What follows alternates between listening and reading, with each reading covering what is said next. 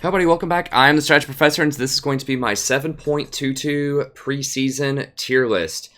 So, got it all lined up for you down here. You can access this Google Doc in the description if you want to follow along. I also have links for all of the top 20 champions or so to little mini guides. Actually, I have more than 20, but I haven't updated yet past the top 10. So I'm going to update those over the next few days, but I want to go ahead and get this video out to you as soon as possible. So how it works is you just go ahead and click on one of the little Google Docs beneath whichever champion you're interested in, and I'll have a mini guide set up with rune recommendations, item recommendations, info about matchups, and then an in-depth guide if I have one. All the guides right now are Season 7. I'm going to slowly, work my way towards updating those into Season 8. Well, as fast as I can, but it's probably going to be slow because it takes a lot of time to do that. But anyways, yeah, you'll have that for all of the Tier 1 and Tier 2 units if you want to see the new runes and items that I recommend for that. You can also find timestamps in the description if you just want to skip to discussions of your favorite champions. And otherwise, yeah, let's go ahead and get in here. So I want to talk just really quickly about the top 5 for other roles and just like how the metagame is going to change. I'm going to have separate videos for these. I'm going to try to do a top 10 for each role video over the next week or so. And then I also want to do a metagame analysis video. I'm going to do a patch notes video and a rune overview video. So I have a lot of these coming out. It just takes a whole lot of time. This is the biggest patch since Season 1. And I just want to make sure that I have proper research and proper understanding to give you good insight. I don't want to just throw it out there, as I was telling the stream last night. I don't just want to throw out one of the all caps videos. Oh my god, check this stuff out, it's OP. I want to actually go in depth, explore stuff, and give you some real answers that are going to help you out. Not just be the first, but be the best source of information. Okay, so what all is going on? What do we need to know about this? So a couple of key things in the patch notes. One of the big trends is the changing of stats. And a lot of people have not talked about this at all. They just say, oh, okay, a lot of people change stats. All right, moving on to the next thing, right?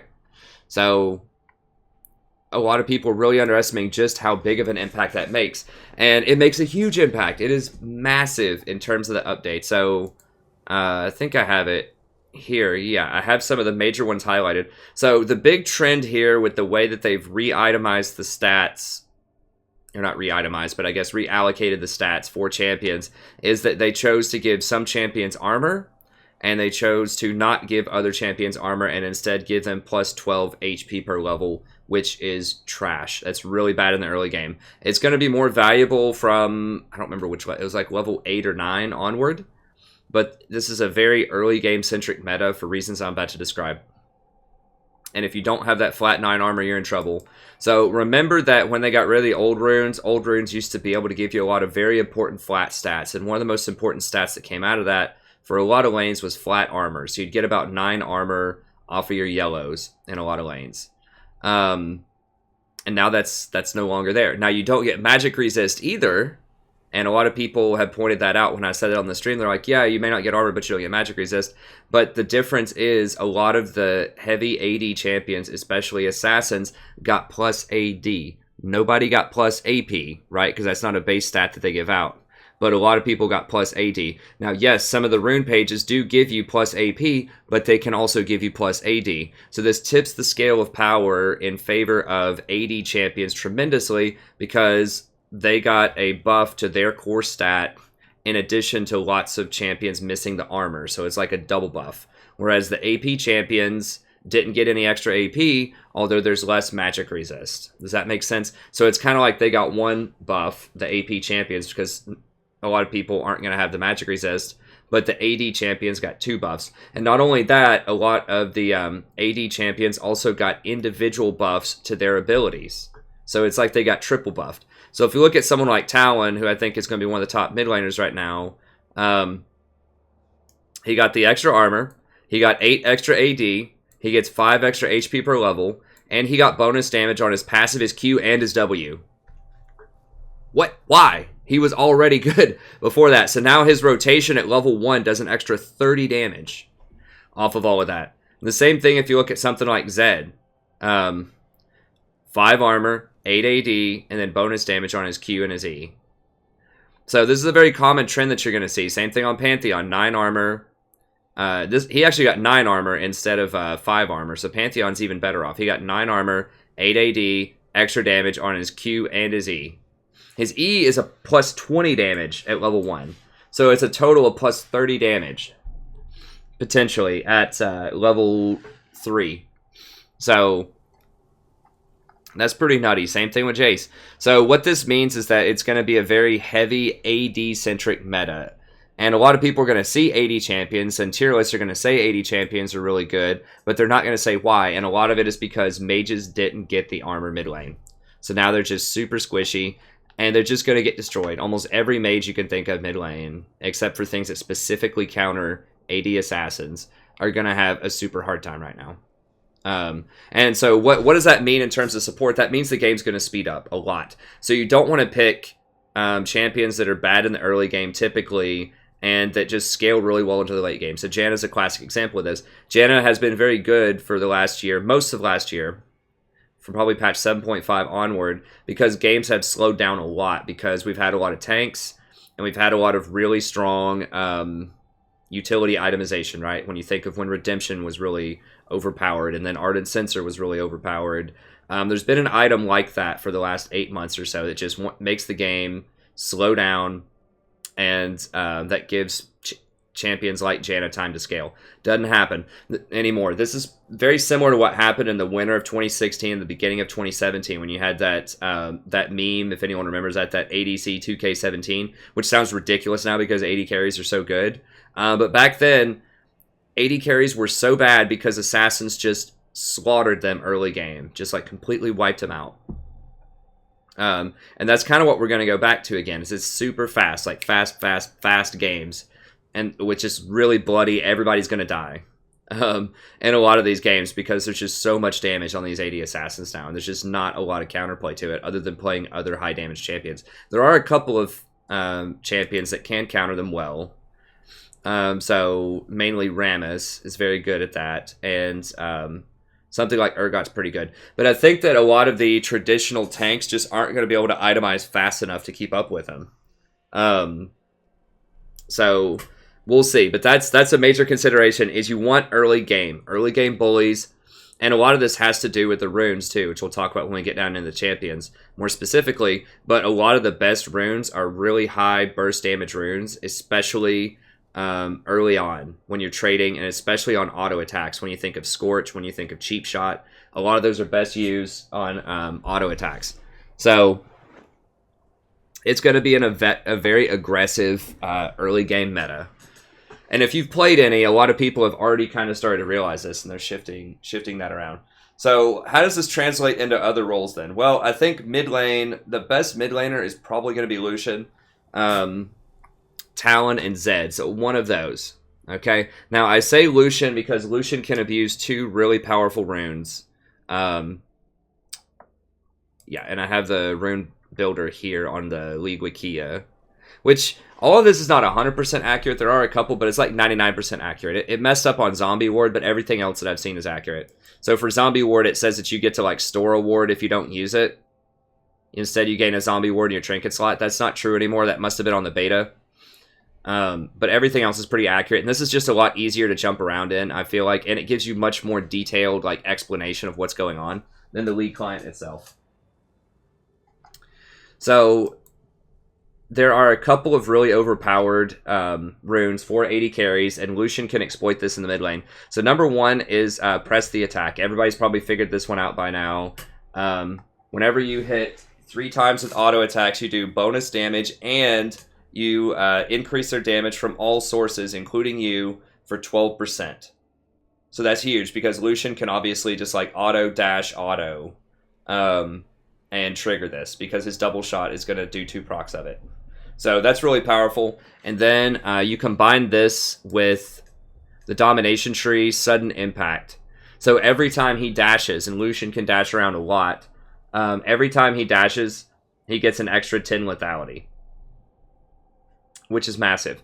So he gets 10 lethality, and he gets to use press the attack, which is really strong. He could also, in theory, use Electrocute if he wanted to.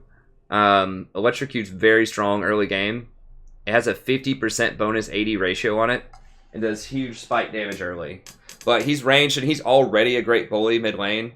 So I expect we'll see more of him, and I think we're going to see, like I said, the dash plus sudden impact. Because that's just going to have a lot more uptime for harassment. This is very good, but it has a 50-second cooldown early on. So he could either go Blade the Ruin King mid lane, or he could go for Essence Reaver. He'd probably go Blade mid lane, but I think the Essence Reaver is the best build bot lane. Because that just allows you to dash around a lot more, like Essence Reaver, Phantom Dancer, Infinity Edge, that type of thing. Bot lane. But yeah, I think Lucian's going to be really good mid lane. And then Talon and Zed, pretty much self-explanatory. I just talked about, they got huge buffs. Lethality items themselves actually got buffed for an extra 3 lethality. And these guys can both use the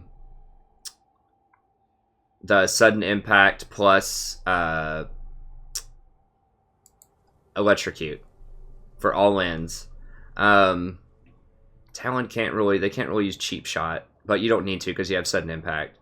So yeah, electrocute, sudden impact. You can use Ghost Poro to help you permanently ward your one of the side bushes, and then pink the other one to give you a lot more safety for your all-ins.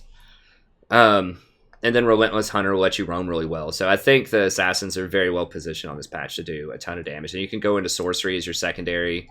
Grab something like Absolute Focus for more AD, or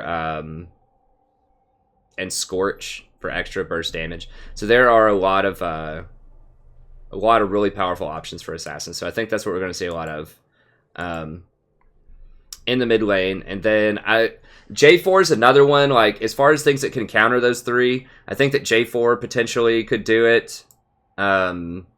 Because he can use the same type of stuff, and he is just naturally has really high base stats, and he's pretty tanky. So I think we might see Jarvan in the middle more to counter those two. And then Alistar is sort of my strange pick that I think could show up and be strong. The reason that I say that is he got plus 20 armor.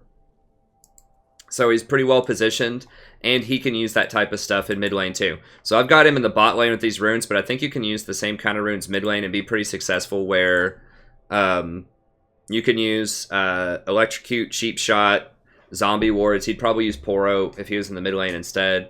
Relentless, so you can roam around, and then Mana Flow, Scorch. And he's got some really powerful engage. He does quite a bit of damage, especially if you get a Sheen on him early if you're going mid lane. You'd be surprised how much damage he can put down whenever he all-ins somebody.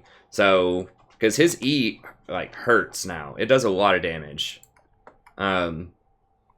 If he gets it off. So he could just engage on somebody, you know, combo, knock him up, and then just trample somebody and get that extra auto attack for the stun and the damage. And he's going to do a lot of damage.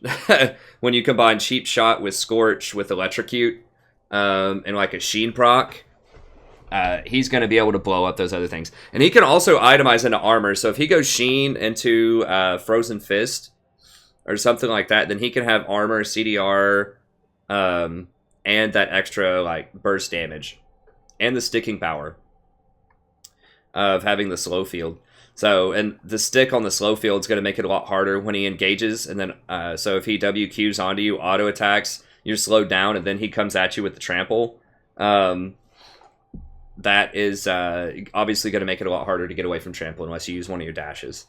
So I think you could see him mid lane, as weird as that sounds. Alley mid lane used to be a thing back in the day. He can also itemize in a Ninja Tabi, and he has Unbreakable Will to make him pretty much unkillable by Zed or Talon whenever he pops that. So, you know, I think personally that he's pretty well positioned if people want to use him as a specific counterpick to those mid laners. I'm not sure what else people would run.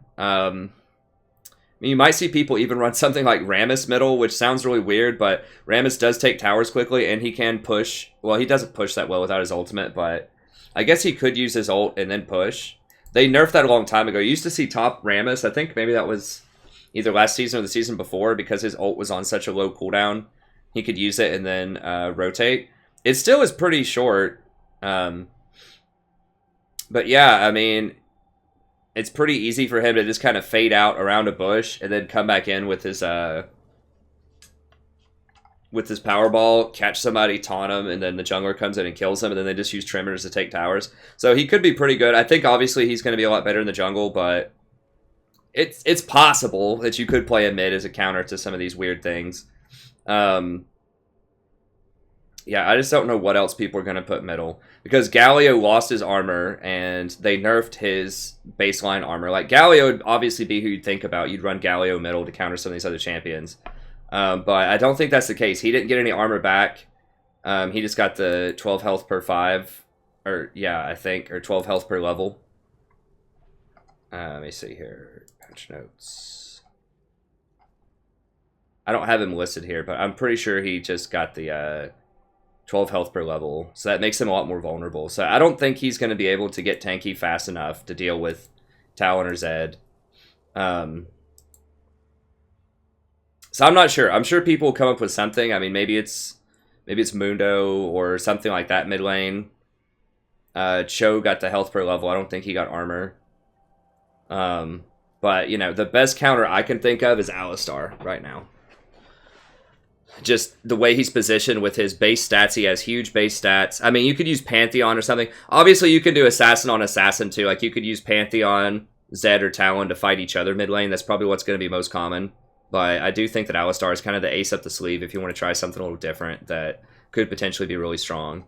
Okay, so that's mid lane. Top lane, Urgot's going to reign supreme. He's still super strong. He itemizes very well. He did get very favorable new stats. So he did get armor and I have an Urgot on here. These are the official patch notes here. Yeah, so he did get the base attack damage is higher and the base armor is higher. So I think that you might see Urgot middle to counter because he has really high base damage. And he scales very well, and he can just build very tanky and be really effective. So I think you might see Urgot. He's going to be banned a lot. He's extremely strong top lane, and you might start seeing him mid lane as a counter to some of these AD assassins. So I think Urgot's probably the best sort of anti-meta for solo lanes right now. And then you'll see Pantheon a lot top lane. J4 once again. J4 is just in every lane. He's still ridiculously overpowered. He got buffed this patch. You know, he got a lot of extra damage on his abilities, just like a lot of the other AD champions. Renekton's still a pretty good choice. Naturally pretty tanky. Has really high base damages. He can get Steric's Gauge to help protect him, and he's very performs very well with that item. So he's pretty good. And then Jace is another one. You could also see Jace middle. I mean, you could see a lot of these middle. You could see Jace or Pantheon middle also, or Urgot potentially. Urgot middle would be a little weird, but I think you could make it work. And Jace is the same deal, just tons of damage, great itemization path.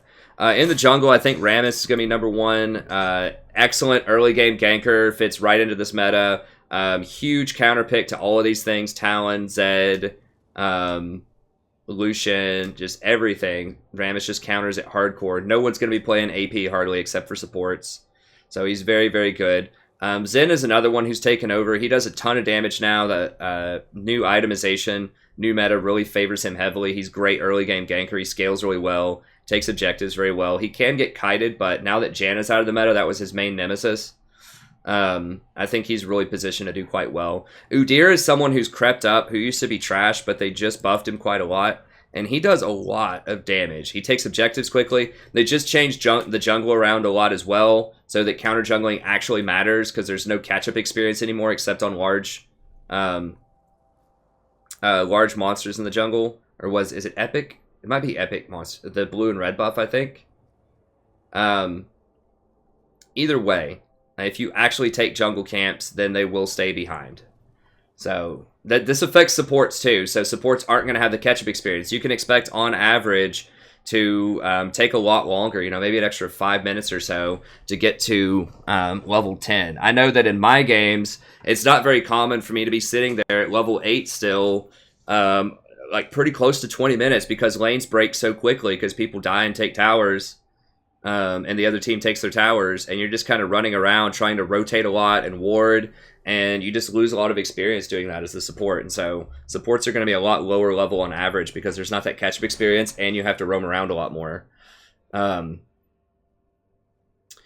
yeah, Udyr is someone who would thrive in a counter juggling environment. He's also has decent early game ganking, and he has great matchups against AD assassins, or at least passable matchups with his Tiger stance. Just does a ton of extra physical damage. Trinity Force users just got buffed directly too, because a lot of the junglers got extra AD, and so that buffs Trinity Force. So you think about things like Udyr, Irelia, the split push Fiora build with Trinity Force, Ezreal. So anything that uses Trinity Force, Hecarim is going to get a pretty big buff because they just nerfed all of the base stats, the AD, which helps a lot.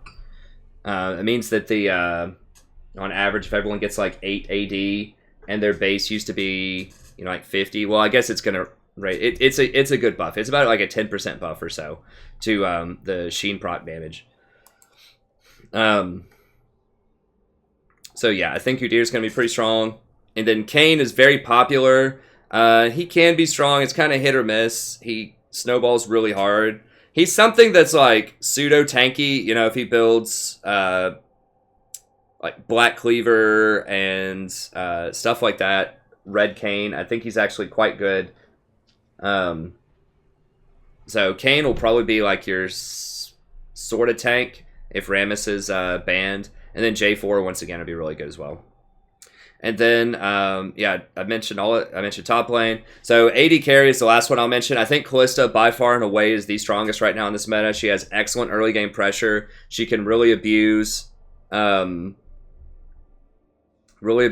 the attack and the sudden impact. Every time she dashes with her passive, so when she attacks and does that little dash, that counts as a dash for sudden impact. So that means that you're almost always going to have up on cooldown the extra 10 lethality, which is massive. And the fact that she can get build into Blade of the Ruined King and still do a ton of damage means she's going to have more sustain in lane to make it through champions like Sona early on that can harass her a lot.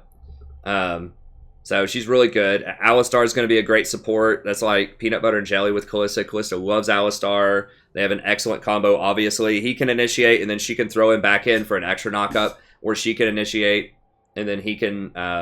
so if she throws him onto somebody, he can knock him up with Q and then knock him back into the team. So Kalista and Alistar, classic combo. They're back again. They're going to be very, very strong. So I think that's great. Kalista falls off late game to like 3 or 4 item Infinity Edge users, but that's not going to happen in this meta a lot of the time. You know, Tristana's not going to get to sit there and get her, you know, Infinity Edge, Static Shiv, Rapid Fire Cannon, you know, and other big ticket item. The games are just going to end before that happens.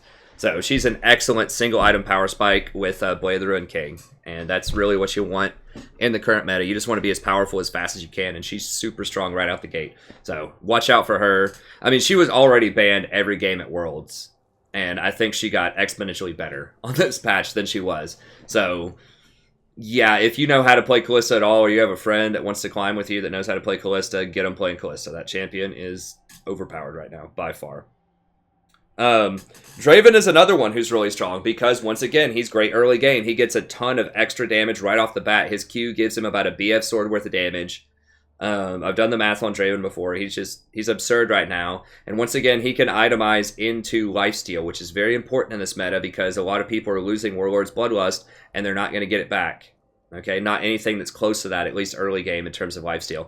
A lot of people will get the legend that stacks and gives you lifesteal over time, but you're not going to fully stack that for a while most of the time. So having that extra lifesteal early is really nice on Draven if you rush Death's Dance or the classic Bloodthirster. I think Death's Dance is a lot better, but some people still rush Bloodthirster. And he's just really great with early game aggression. So he's great with an aggressive Sona, aggressive Zyra, aggressive Alistar. He's just the man. And he can really punish picks like Twitch, like Ezreal, and he can go toe-to-toe with Kalista. So I think that Draven's excellent. Both of these are very high skill cap. So is Ezreal. So if you're definitely going to tell the difference between a good ADC and a bad ADC right now. There's no more like just mash your face on the keyboard with Tristana and just get out of everything because you're super safe. Like, you can still play Tristana. She's just going to get punished a lot more early game because that's really Tristana's biggest weakness is she's really low range. Early game, and she doesn't have a lot of burst damage. She can get bullied out until she hits 6. Then her ultimate, for some reason, does like 300 damage at level 1.5. point click. But anyways, so Trist will still be good, but I think these bullies will be a lot better early. Ezreal is kind of a special case. I'm not quite sure where to put him because there's a strange thing going on in the meta where he builds Klepto. So he gets a lot of extra potions and a ton of extra gold because his Q, when he fires it, it actually procs Kleptomancy. So he fires the ability that triggers Kleptomancy, and then when the Q hits, then he gets the gold. So he gets a ton of extra gold and a ton of extra items, which means he's basically going to have like infinite health in lane a lot of times, plus extra stuff, right? So he might get extra skill points, he might get extra bags of gold, he might get elixirs. If he pulls one of those elixirs, it gives him 15 extra AD at level 1 or level 2. He can all in. So I think Klepto Ezreal is becoming really popular and is pretty good. You're giving up a lot of damage to go for that build, but you're getting a lot of gold as well because he can proc it better than anybody in the game. So he has huge range, and he goes tier, so he can just spam so many Qs. It's just like money, money, money, money, money. It's going to be like thousands of gold that he gets off of that thing, in addition to all of those consumables. So I'm not quite sure to put Ezreal. Also, he's pretty good in an assassin type of meta because he's one of the safest AD carries. He can actually do some pretty nice burst damage too. Once he gets his Trinity Force complete. And poke is a good way to combat assassins a lot of the time, because if they get really low, then they can't go in. So I think he's positioned pretty well right now. As always with Ezreal, he's super skill shot dependent. You have to be able to hit your Qs. You have to be able to dodge enemy skill shots with your E. So you really need to be able to hit your ultimate at key points. So Ezreal is very high skill cap. But for good Ezreals, I think this is the best meta we've seen for him in quite a long time. Lucian is another one who's super strong for the same reasons I described as mid lane. He's shorter range, so he can get punished by Kalista and Draven early on because he's only 500 range. So he's all right. Good Lucians will be higher than this. A really good Lucian might even be as high as number 2, but there's a lot of ways to mess up Lucian as well. And then Varus is kind of the default. You want some crowd control, you want a little bit of extra power type of AD carry. I prefer him to Ashe. I think he just has a bit more utility, right? So his ultimate isn't as long range as Ashe's is, but it's very good in a team fight because it forces people to spread out and it just causes a lot of chaos, or they get stunned as well. And I think his top end sustained damage is a lot higher. So I think Varus is pretty good. I mean, things like Caitlyn, because it is an early game meta, can be very good. She's just pretty bad with press the attack because her auto attacks are so slow. And she's pretty bad with the attack speed one, tempo, something like that. So she just doesn't really synergize very well with a lot of the runes, but, just her raw power of the trap zoning plus her auto attack range still makes her relevant in the meta. Jhin is something that people are experimenting with. The problem with Jhin is he obviously doesn't use press the attack very well, or lethal tempo. That's what it is. It's possible that he should just go something like Electrocute early on, because he can, you can auto W grenade and proc Electrocute. I'm not sure if that's the answer. I think that would be really good, because he does scale and he gets a lot of bonus AD off his passive, right? I've never played Jhin. I know that he gets a lot of bonus AD.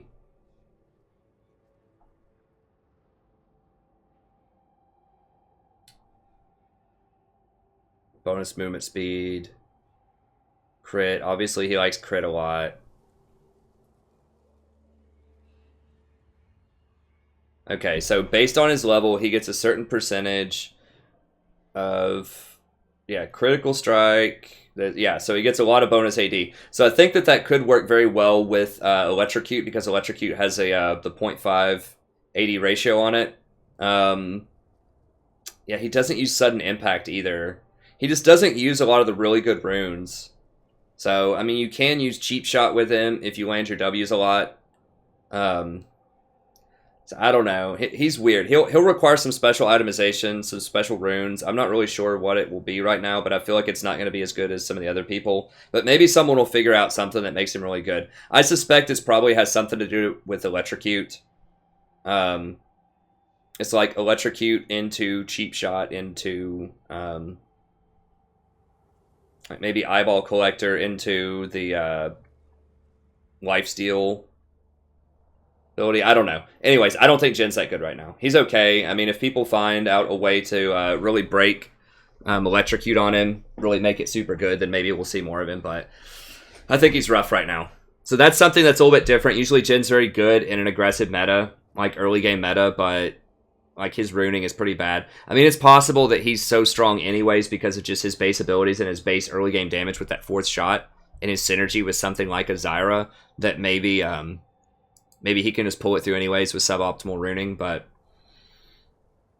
we'll see. I think if you want to play him, electrocute something would probably be good. So probably just the same stuff as a lot of these other electrocute type of champions that I have here. So something like electrocute, cheap shot, probably Poro, and then Scorch, and maybe Absolute, so that he deals just a lot more burst damage. Okay, but anyways, let's go ahead and get to the support tier list, since it is a support tier list, and I've talked about all the other stuff for 30 minutes. I think it's important to understand what's going to be good in other roles, though, and what's going to be good in the meta overall, so that you can understand why I'm ranking the supports the way that I'm ranking, because this is very different from last patch. This is a very different meta. There's just been a ton of changes. So anyways, the main goal here is early game domination is crucial. It has to be something that's really early. If it's something that scales early or scales later and sucks early, it's going to have some huge problems in this meta. No magic resist runes is not that great on mid laners because they didn't get armor. However, on supports, on AP supports, they did get armor. So that's a key distinction here if you look. So something like Zyra, she did get 9 armor and HP per level. So she still has the armor. But everybody lost the magic resist. So champions, AP champions that have really high base damage like Zyra, like Brand, got a huge buff on this patch. I think Brand... Did Brand get the armor, or did Brand get kind of screwed? Did Brand get the HP per level? Because it just depends on how Riot decided to class the champion. If they counted Brand as a mid laner... Yeah, they counted him as a mid laner, so Brand is a lot worse than Zyra now. He was already not quite as good, but now he's much, much worse because he doesn't have flat armor anymore. So yeah, with some of these champions, and they did that to Karma as well. People are asking me about Karma. What do I think about Karma? I think that she got kind of screwed over here because they counted her as a mid laner. She could have been a pretty good counter to some of these like assassins. Not like hard counter, but decent into things like Talon if she got flat armor, but she didn't. Where is...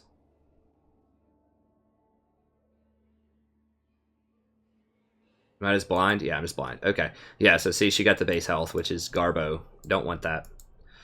But yeah, champions like Zyra pretty much is going to benefit very, very heavily from people not having any magic resist runes. So that's a very, very big deal. And don't forget that things like Airy, things like Scorch, things like Comet, all of these things are magic damage. So they're not going to be mitigated by the extra armor that some of the 80 carries get. Because all the 80 carries got extra AD and extra armor. But they didn't get any magic resist. So high burst is pretty good at almost every position. So a lot of the combos that you're going to see on the supports are going to be Comet plus Electro plus Scorch plus Cheap Shot. So these are the really strong on hit. You're going to see Airy as well. There are a lot of really strong on hit things early game. So Scorch and Cheap Shot are very important, but then also, you know, champions that can use Comet, Airy, or Electrocute really well are going to be nice also. And then Klepto plus healing can be really strong as well early on. Now, that's mostly for Soraka and Sona. Those are certain builds that they can go that are really strong. You go Kleptomaniac or whatever it's called, Klepto something or other. Klepto just means stealing. So Kleptomaniac is someone who loves to steal. Kleptomancy, which I don't even know what you'd call it. It's like magical stealing or something. Mancy is like think of like necromancy. That's magic, like death magic. So kleptomancy must be like stealing magic or something. I don't know exactly what that word would mean in terms of its Latin roots, but anyway, so that's going to be the meta. How well do they use some combination of these things most of the time? And then early game domination. I think tanks are still going to have a really hard time in bot lane. They did get a bonus 20 stats, but if you're going to play a tank, you should actually play them as burst damage, I think. So you should play them with the domination tree.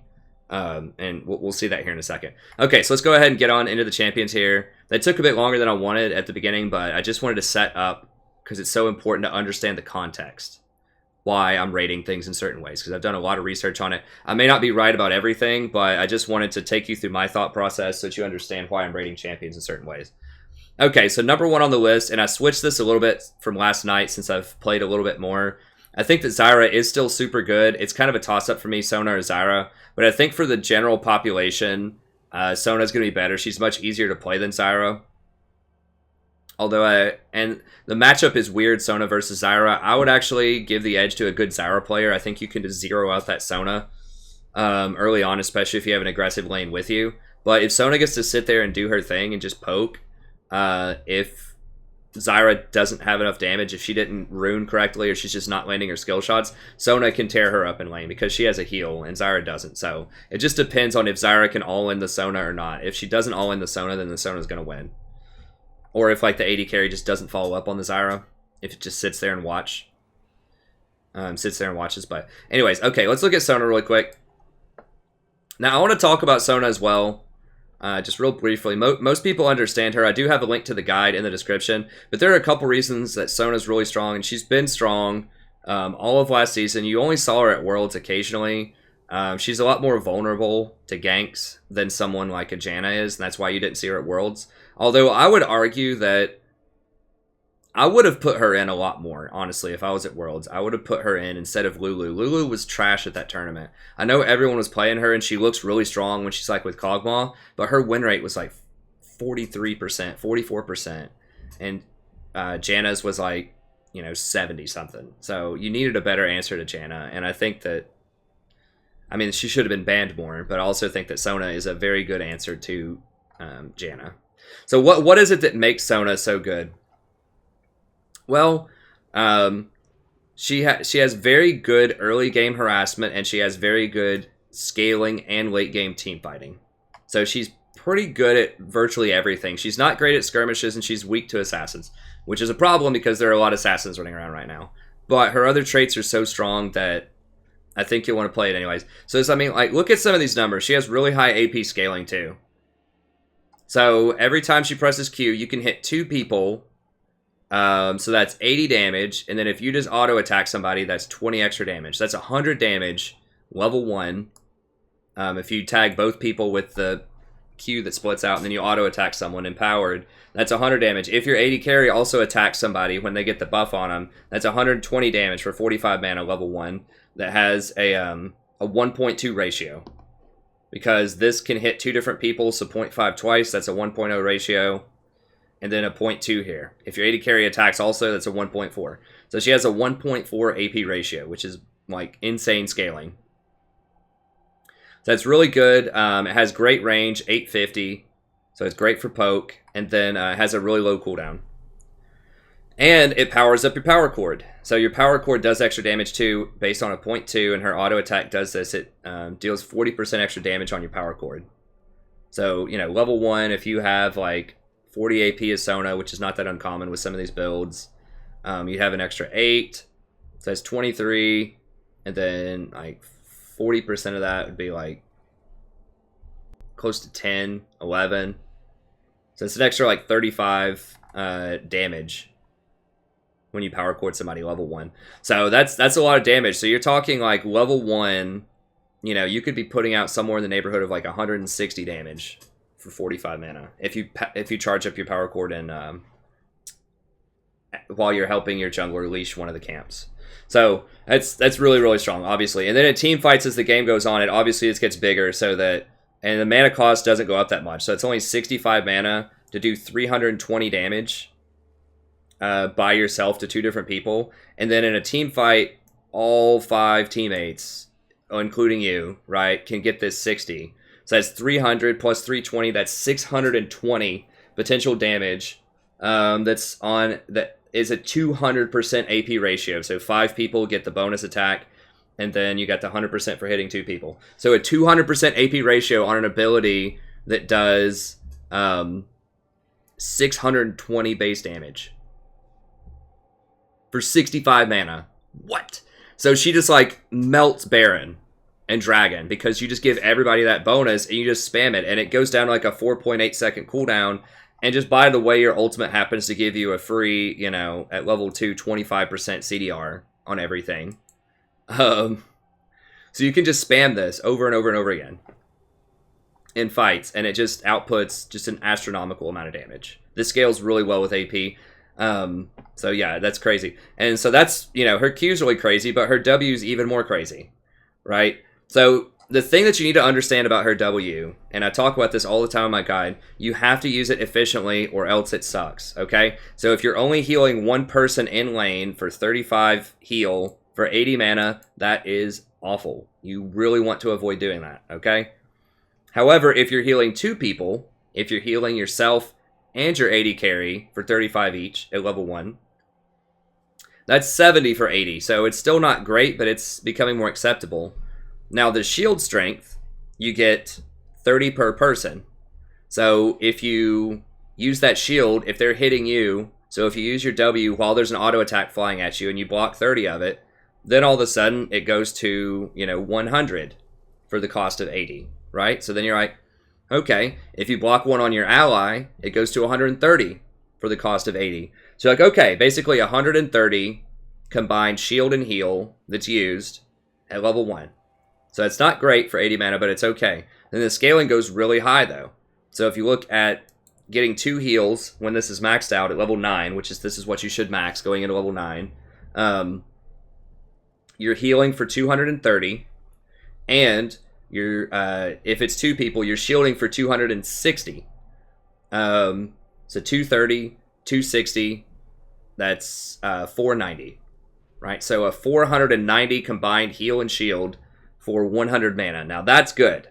And that would have a 1.1 ratio, AP ratio, which is massive. Janna's shield has a 0.7 for comparison. Now, if you go into a team fight and you shield everybody on your team, if you walk around with your aura and give them all that shield, then that's 650 shield plus 2 heal for 230. That's an 880 combined heal and shield with a total of a 200% AP ratio. 880 heal that's going to be heal and shield combined with a 200% AP ratio that's going to be on like a 3-second cooldown. What? If you get like, you know, 30% plus healing and shielding, you're looking at thousands, like a 1200 shield. And if you actually have AP, if you have like 200 AP, which is not that uncommon, then that would be, you know, rounded off to 900 plus an extra 400 would be 1300. And then, you know, 30% of that is going to be, what, 130 times 390. I mean, it's going to be like 1700 heal and shield every 3 seconds for 100 mana. 1700 heal and shield. Let that sink in every 3 seconds in a team fight. That's insane. That is insane. Because the AP applies first, right? I'm pretty sure the AP applies first, and then the plus healing and shielding applies after the AP applies. So it's so multiplicative. It scales. It's insane. That's what makes Sona strong. So a lot of people don't know the math behind it. They just know that it just feels impossible to win team fights against Sona, and that's why. It's because she's spamming this crap to just put out, you know, hundreds of damage, team fight damage for 65, like over 600 damage for 65, and then she's throwing out like 1700 worth of heal and shield off of this. She can speed her team up to rotate quickly, and then she has just a complete like game-winning crescendo that can like multi-target crowd control for 1.5 seconds. So that's why Sona is strong, because She has great sustain in lane. She scales super well. And by the way, the shield, everybody that you touch with this shield gets the Ardent Sensor buff. So I know that Ardent was just nerfed, but it still is extremely strong on Sona. And she's a very good Athene's Unholy Grail user too, because she does so much damage off of her Q, and that translates over really well into her W. And both of these are low cooldown near the end of the game, which means that you can just keep triggering that Athene's over and over again. And Athene's gives out really good AP, which obviously she has the best AP scaling of any utility champion. So yeah, so she just has great itemization in terms of, you know, Ardent Sensor, Athene's Unholy Grail, Redemption. It's just an insane triple item combo that's very cheap, extremely powerful on her. And yeah, and she also uses the new runes extremely well. So let's look at the runes really quick that I recommend for her.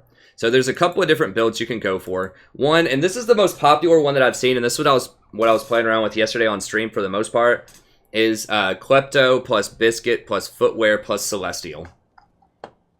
So let's look at that really quickly, then we'll move on here. I want to spend a lot of time on the top 4, and then like a decent chunk of time on the top 10, and then a little bit faster through the top 20. Okay, so Klepto. Now this will actually tell you what you can get with Klepto. So I love the wiki, it's great. Alright, so these are all the things you can get with Klepto. So basically how this works is every time you cast an ability, every 2 seconds, so you can do this every 2 seconds. You cast an ability. If you auto-attack a champion after you cast the ability, then you gain 5 gold, and you have a chance, and I don't know what this chance is, but it feels really high. It feels like a 33% chance or something, if not more. It's a really high chance to get a random consumable of these 13 things, okay? So you can get mana potions, you can get health potions, you can get gold sacks that just straight up give you a ton of gold, anywhere between 40 to 110 gold. You can get stealth wards. You can get like these potions, like the extra attack damage for 45 seconds. Is really strong. And then you get this total Biscuit of Everlasting Will, which is really good. And if you have that mastery, which you should take if you're going Klepto, it'll give you 40 extra permanent mana, which is good. I mean, that's like worth 60 gold or something worth of stats there, so that's not bad. And it replenishes all of your stuff. Get a Farsight Trinket, help you scout a little bit. You get Oracle's Extract, so like a free Oracles. If you don't remember what this item is, it's basically, it gives you, it's like a sweeper that you can walk around with, but it lasts for up to 40 seconds. So it's a sweeper for 40 seconds, which is nice. You can get control wards, and then you can get these like crazy elixirs here. So something that gives you 150 health. I mean, just imagine like grabbing this level 2 off of somebody, and then just like popping it and just going all in on them, level 2, with like a bonus 150 health. Or getting a bonus 25 extra ability power, and like mana regen. And then it does 15 true damage on champions. Imagine you just happen to grab this level 2 and just go all in on somebody. Imagine you grab both of them. You just auto attack it, and 2 seconds later you grab this. 2 seconds later you get this. It's insane. And this one heals you for the damage that it does. So you get all these, and you can get an elixir of skill, just extra skill points. So you can get all these crazy things. Now, most of the time, it seems like when I do this, most of the time you end up getting biscuits and some kind of potions, either health potion or mana potion seems the most common. But you do get sacks of gold every now and then. It feels like maybe every couple of minutes you get them. So I'm not sure the probability. I tell you, it's a pretty low chance to get elixir of skill. I think I've only gotten that once or twice. So that doesn't happen very often. But yeah, you get all this crazy stuff. So you generate all this gold, and you can sell these items. Right? So even if you don't want to use it, you know, like let's say you get this pilfered potion of rouge or whatever, and you're like, you know what, I don't really need that attack damage ability power, I'd rather sell it. Just go back to the shop and sell all this stuff.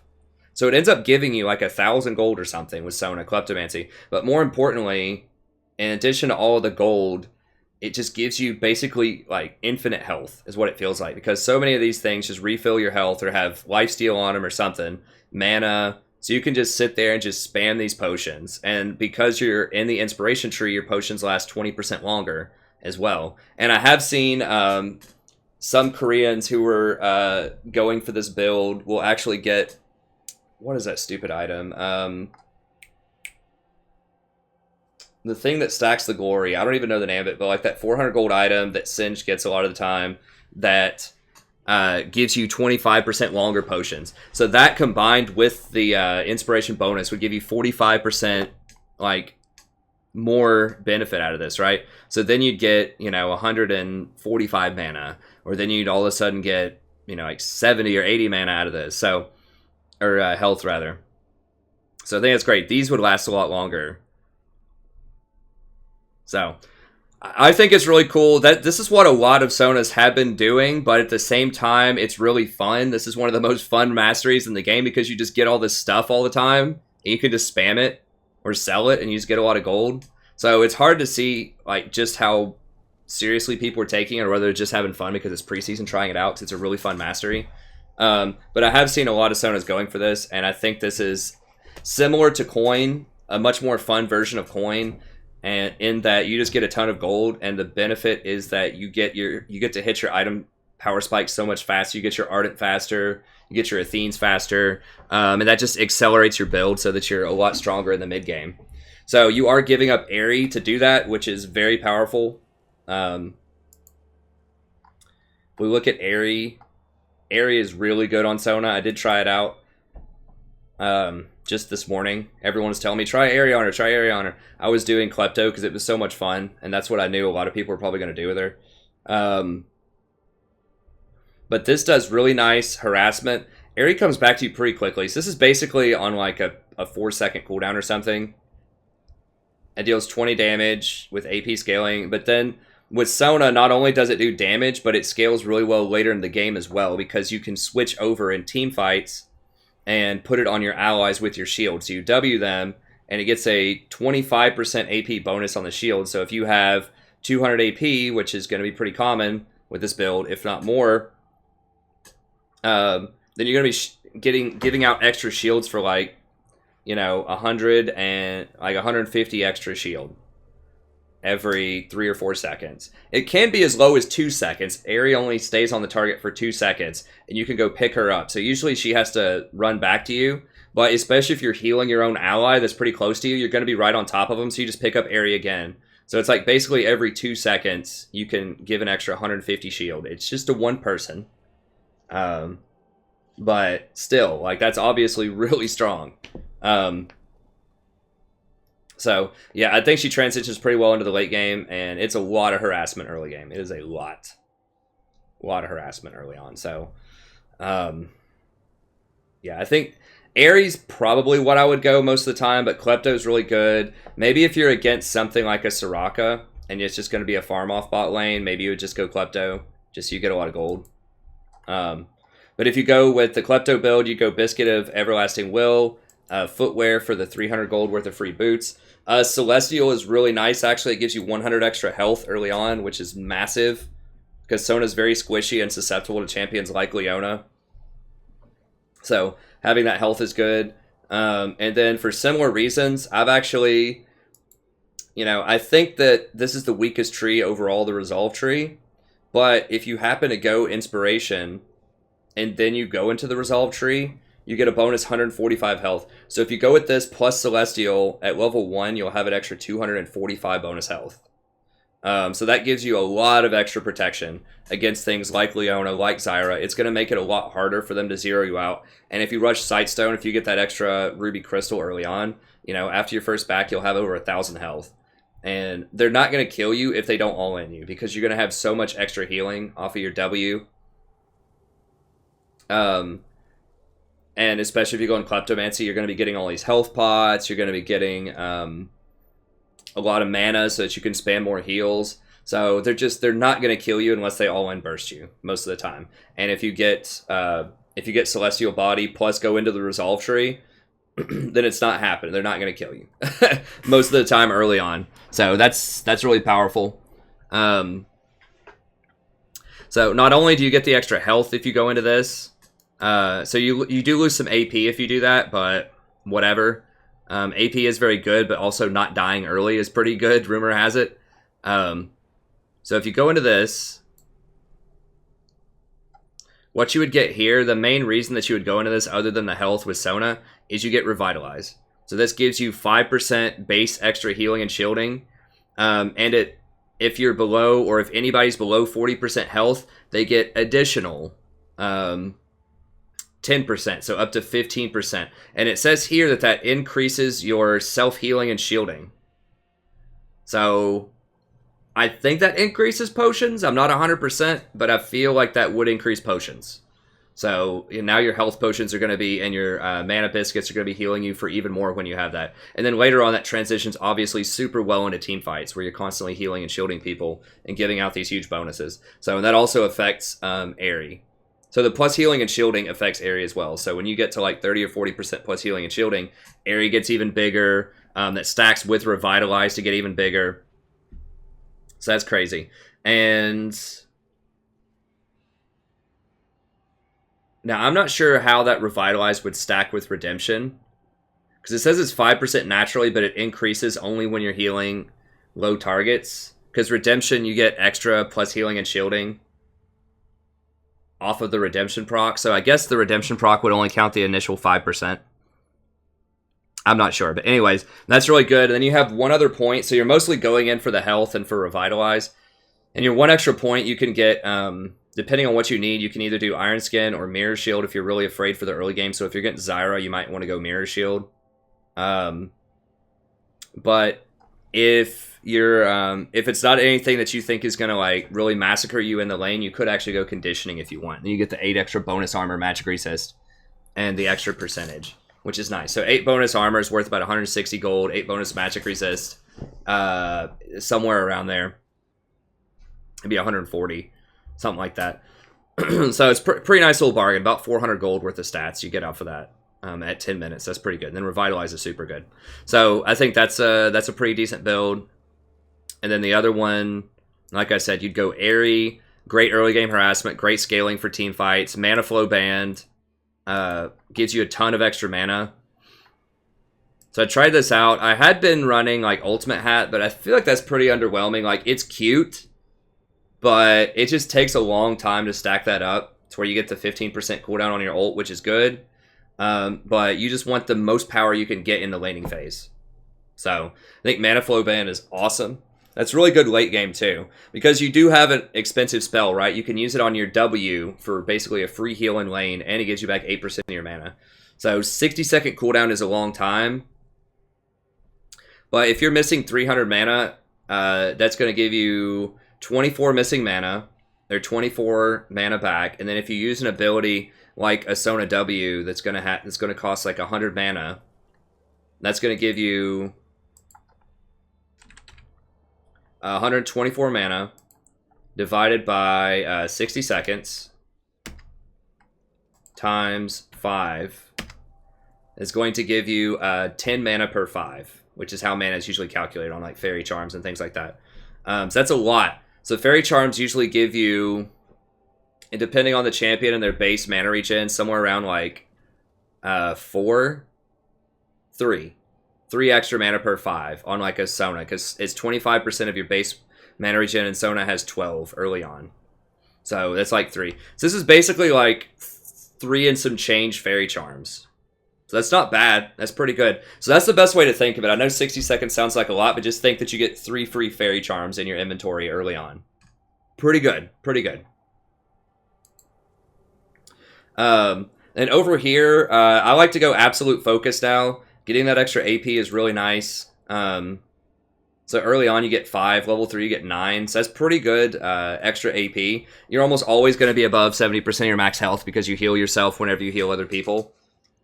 And then kind of in the mid game, you're going to get somewhere around, like 21 extra AP, which is nice. I mean, 21 AP is over a 400 gold value. So that's really good. Now, I know it's tempting to go Transcendence, and a lot of people will say, but you should go Transcendence, it's really good. I've tried it, but the problem is it does absolutely nothing, like 0, until you get to level 10. And level 10 takes a really long time, as I explained earlier, because there's no more catch-up experience, and lanes are breaking really quickly, so you're not going to be able to sit there and just gain experience now. You're going to have to roam around and make sure you keep wards up, rotate, and all of that stuff is going to cost you experience because you're not sitting in a lane. So it takes it's going to take like 20 minutes to get to level 10 is what it feels like these days. at least in a lot of my games. So you're basically not going to be able to do anything with this for the first 20 minutes. And then you get 10% CDR, which is nice, but it's just too long to wait. Like this still does something, right? Even before you're level 10. Even in lane, like 5 AP is still all right, you know? It's still 100 gold value at level 1. So, and this scales too later on in the game, up to 40. So I just think this is a more well-rounded mastery for Sona in particular because she keeps herself really healthy. And then Scorch obviously is the last one. That's just insane damage. 30 damage level 1 is like, what? On your autos, it's a lot. So that's really good there. And then I do the conditioning and revitalize again. I think revitalize is just so strong on Sona after looking at it a little bit more. Now, if you go for, you don't get the extra health if you go for the sorcery tree. So it always gives you the extra 25 ability power, which is still good, but it does leave you vulnerable to getting all in because you're going to have whatever it was, 240 less health early on. So you're going to have like almost 50% less health at level 1. So you're going to be a lot more vulnerable to something like a Leona or a Zyra if you go for this build. But it does scale a lot better into the game, right? So you're going to get that extra 25 ability power, and you're going to have the scaling of Airy later on to the game. So this is a much better sort of scaling mid to late game build than the Klepto, but Klepto is going to be a lot safer early on against dangerous lanes. Mostly because you get the 240 extra health, then also because you just have so much insane sustain through all those potions that it's going to be difficult for the enemy to keep up. Now, you get a lot of extra mana off of that too, which is the thing. So I know people say, well, you're going to miss like the harassment of Airy if you don't get it. It's like, that's true, but you're going to have so much extra mana, and you're going to be able to stay topped off so well with your health because you're just getting all those potions that you're going to be able to auto attack more. You're going to be able to spam your abilities more. And so all of this means you're going to output maybe not quite the same damage as Airy, but it's going to be pretty close because you're going to have more sustained power in lane. And you're going to get a lot more gold so that you can complete things like the Ardent Sensor, like the Athenes, a lot faster and be more relevant in the early to mid game. So I think both builds are viable. This is a lot more aggressive and powerful, just like raw damage-wise early on with Airy, and it does scale better. But the other one is safer. And it scales like in terms of your itemization. So I think both builds are good. This is a more common one. The Klepto build is what I see, like I said, a lot of the Korean players and American pro players playing. If we look at pro builds here, obviously there's not a ton of data on this yet because it just happened like about a day and a half ago, the patch. And like I said, it's skewed because it's also really fun to go Klepto. So it's hard to tell if people are doing it because it's fun or because it's actually the best build. But you can see a lot of people are building the... obviously, that's kind of a troll build from I Will Dominate. But a lot of people are going for Klepto. So you've got 4 Aries here and then 6 Kleptos. 7 Kleptos. So once again, that could just be because people are wanting to have a lot of fun and just try out this new stuff. Because it's probably the most fun mastery in the game right now, or rune in the game. But I think there is some actual power behind that too, aside from the fun, and a lot of it, like I said, is the health and the sustain in lane. Okay, so there's Sona. What are we at? 3 hours yet? Got 1 hour. Okay, I'll pick it up a little bit. It's going to be a long video. I mean, there's no way around it. There's just so much to talk about, and people want to know all the details, so I'm giving it. Okay, so number 2, Zyra. So let's look at Zyra really quickly.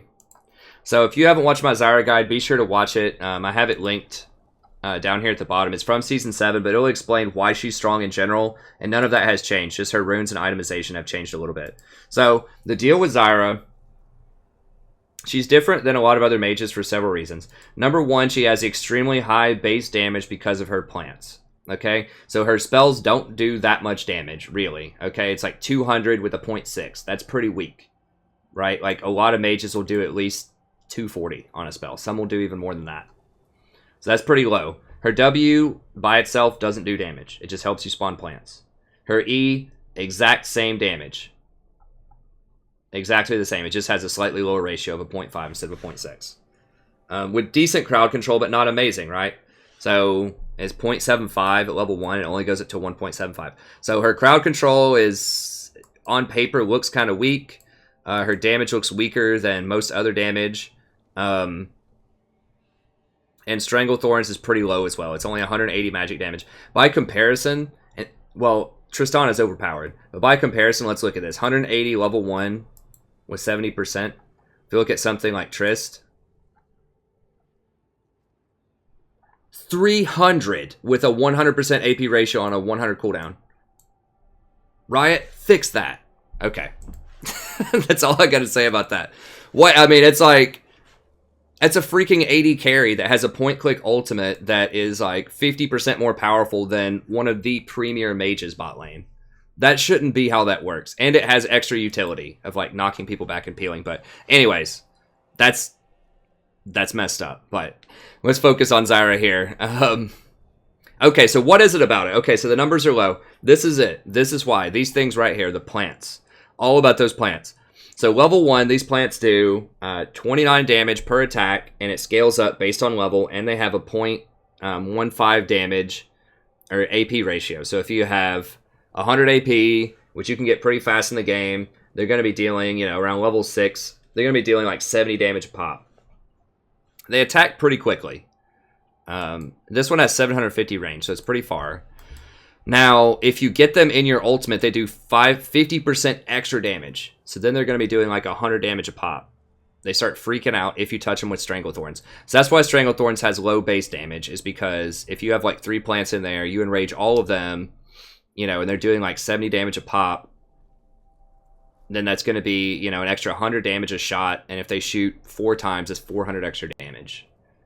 So now you can kind of see why. So 400, that's like, you know, 580 damage.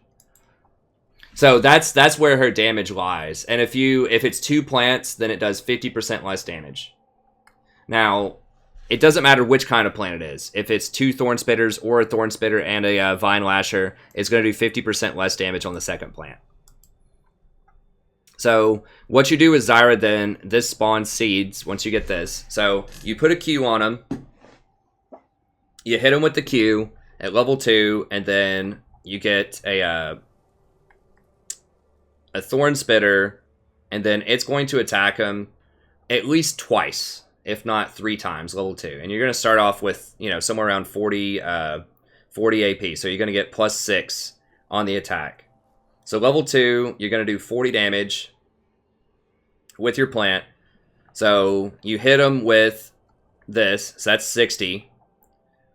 You get 2 attacks in there, that's 80. That's 140 damage at level 2 off of these plants. Something super basic. You just hit them with the Q, plant attacks them twice, that's it. Okay? Also, you're going to proc Sudden Impact, so that's 170. And you're going to throw a Comet at them that, however much damage that does. So what are we at? We're at 180. If you hit them with that Comet early on, it's 20% AP, so that's going to be like 43, probably closer to 50. So it's like 230 damage, somewhere between 220 and 230 damage. What is it, level 2? We can get the exact number here. Plus 8 says 47, so it's 227 damage. Plus an auto attack is going to be, you know, like 50. Level 1. She just got, I don't think she got extra AD. So what were we at? 228 plus 50. It's like 278. It's like 280 damage. So level 2 with Zyra, you just pop 1 plant on them and just auto attack them. And you're probably going to be doing 280 magic damage. Like, that is why Zyra is so powerful. Is because of those plants. They do so much damage. And each attack of the plant lowers the cooldown on the Comet as well. So if you look at Comet here, people ask me, why do you run Comet instead of Airy? Well, part of it is because you get the cooldown. So I believe plants count as area of effect. Spell effects as area of effect. Okay. And magic damage despite being a summoned minion. Okay. Does Vine Lasher also Area of effect. Okay, so they both count as area of effect. That's to kind of nerf them a little bit so that they don't count as single target. They used to count as single target, and then a long time ago, and maybe like 3 seasons ago, they recoded it to count as area of effect because it was too strong with things like Rylai's Crystal Scepter back when Rylai's used to give a 40% slow for single target. But anyways, even as area of effect, it's 10%. So every time the plant hits somebody, and it's only every 0.5 seconds, but still, every 0.5 seconds the plant hits somebody, it's a 2% cooldown. So if it starts off 20-second cooldown, you hit them with this, plant hits them once, plant hits them again, then, that could be up to a 20% cooldown. So it could be 4 or less seconds. If it hits them several times, if it hits them like 3 times, then you could get somewhere, along the lines of 6-second cooldown. So it'll only be 14 seconds. So if you have a bunch of plants running around hitting people, then it's just like automatic. So in like team fights, you can throw potentially like 3 or 4 comets in a team fight. When you get like 3 or 4 plants on the ground, and there's just all kinds of enemies running around, and this is triggering every like half second, then it just throws it. This can also trigger Comet itself, the plant attack. So the plant attacks not only reduce the cooldown, but they also trigger the ability. So I've had it before where somebody like flashed back, and there was a plant shot going towards them, and as soon as they landed back, not only did the plant shot hit them, but it threw a Comet at them like a long ways away, like 1,400 away, and hit them for the kill. So there's some interesting stuff with Comet. So it has some really nice range to it because of the plants. So I like Comet here. Area is also pretty good. Area is more consistent harass, but Comet deals more burst damage and just interacts with the plants really nicely. Comet is also area of effect. So Area is only single target. Comet in a team fight, if there's a bunch of people clumped up, which happens sometimes, especially if you root like 2 or 3 people in a row and then all in them with everything and they get hit with a Comet. So if you hit them with 2 plants, Strangle Thorns them with your E, it's going to hit them with a Comet, knock them up, and then they're just going to be sitting there like getting hit with plants over and over again. They'll probably get hit with the second Comet as well if they don't flash out of there. So it's really nice area of effect. I think it just complements like Zyra's kit very well to run Comet. So you can run area if you want for more consistent poke early on. I haven't really tested that out too much, but Comet is also extremely good. And everyone, a lot of people were posting online, oh, well, you can just walk out of Comet's range casually, no problem. It's like, yeah, maybe if you're Challenger, but a lot of lower elo people, right? Like people that are like Diamond and less, this isn't low elo, but lower than Challenger, are not just going to walk out of that. Okay, they're going to get hit by it a lot. So that's what makes Zyra really good, is that she has really good harassment early on with her QW. It has excellent range, 800. It does a lot of damage, and it zones. They have to run out of those plants. They cannot sit there and fight you in plants, or they die. It's that simple. And then level 3, you can kill them. Like, you do a lot of damage at level 3. So if you hit them with Grasping Roots, and then a Q, double plant, so now you're going to have 2 plants. So that's 150% of the damage that I just talked about. So now it's no longer, whatever that number was. It's no longer like 48 or 50, but it's going to be like 75 to 80 damage per like round. And they're going to hit, if they're rooted, so they can't walk out of it. So they're going to get hit like 3 times if they don't flash. So now it's going to be closer to like 500 damage all in with all of the abilities that we talked about. And you can pop Ignite on them. So you're going to do like 600 damage. So most of the time, if you hit them with a root, level 3, and you know what you're doing, like they're going to have to pop their flash and their heal to get out of there, or they're just dead. And this is assuming the AD carry doesn't even touch them. The AD carry just sits there and watches you. You can like just completely kill them by yourself at level 3. That's pretty low risk too, because this is long range. It's like 800. This is 1100, but you have to be close enough to hit them with the Deadly Spines to trigger the plants. If your AD carries a Draven and they just throw 1 auto attack in there, it's going to be really hard for them to get away. So, anyways, that's what makes Zyra very powerful. Is she has huge burst damage early on. She has respectable poke. She has excellent team fight area of effect damage, because not only do you kill the first person when you in a team fight, if you just catch somebody out and drop all those plants, they stick around for a while and they just keep hitting other people too. They do a lot of damage, and she has a lot of utility that is unstated that a lot of people don't realize. So, for example, with her W, if you put the W in a bush that has a pink or a control ward or red ward now in it, and you spawn a plant in there, the plant actually gets full vision of the area around it.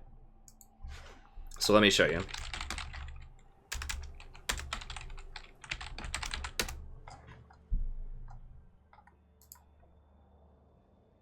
If you're kind of newer to the channel. No, not that. I think my favorite one... Yeah, my favorite one doesn't show up anymore in the Google Images, but we'll use this one. Okay, so you know some of the most dangerous stuff to do as support is to try to clear control wards. But these plants help you out so much. So if they have a control ward in this tri-bush and you're kind of curious, you're like, well, is the jungler going to be there or not?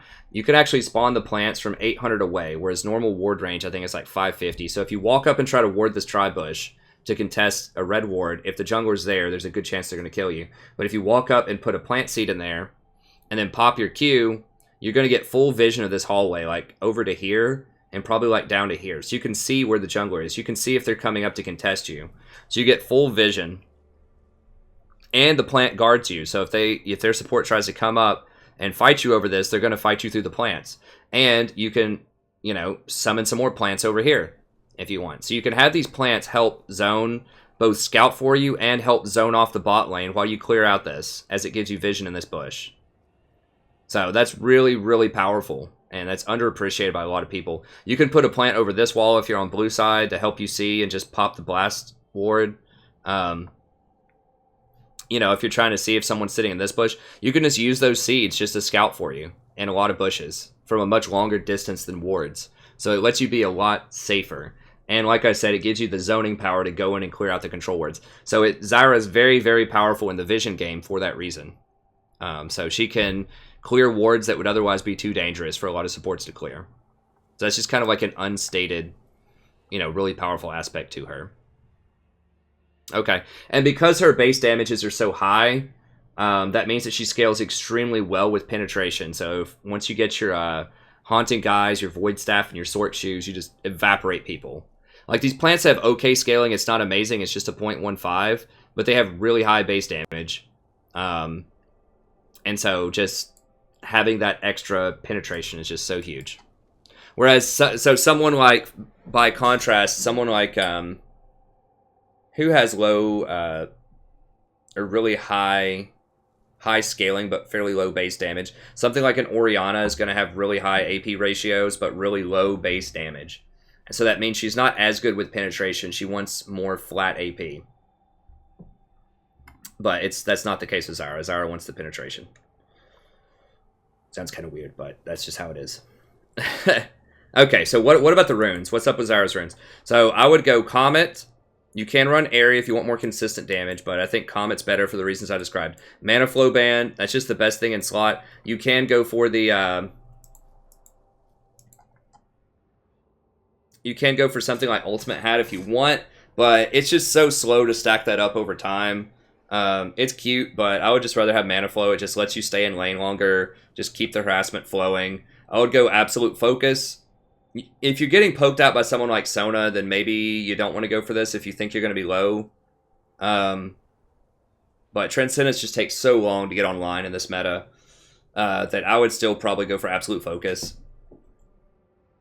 And then Scorch, of course. That's massive damage. And then as far as the other runes, I would go Cheap Shot because that's going to give you extra true damage whenever you hit them and go for that all-in with your E. And then Eyeball Collector is really good because you scale pretty well with AP. I do like Zombie Ward. The problem with Zombie Ward, though, is you have to be able to push forward. Like, my problem with Zombie Ward is a lot of times when I kill wards, it's a place that I already have control over, so I don't necessarily need the ward there. So if you go back and look, you know, if I pink ward, for example, if I pink ward this bush, because I'm trying to gain control of this area, and I kill a ward in here, well, that's great, but it's already, like, in my territory, so I don't need to scout it as much. And then also I have a pink ward sitting right there, so I'm just getting double vision. Or Or if I like kill a ward in the tri-bush, yeah, I get a zombie ward there, but they're just going to come over and clear it pretty soon. So it's, in most situations, especially early game, it's not super helpful. Like, it's okay if you like put a ward up here and then it dies and it times out and you get extra zombie wards up here. Obviously, that's really good. Gives you extra vision upriver.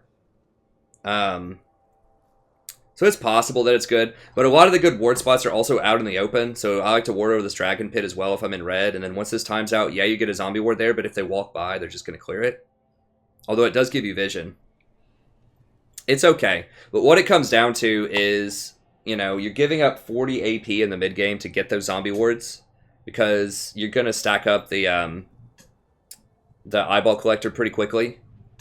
Because it counts if you kill wards or if you get assists or kills on enemies. And a lot of people are going to be dying in this meta. And so, you know, 400 AP or 40 AP is roughly equal to 800 gold. So is it worth giving up 800 gold worth of stats to get a little bit of extra vision that sometimes is going to be better than your normal vision, but a lot of times it's just going to be overlapping because you're going to be clearing most wards with control wards?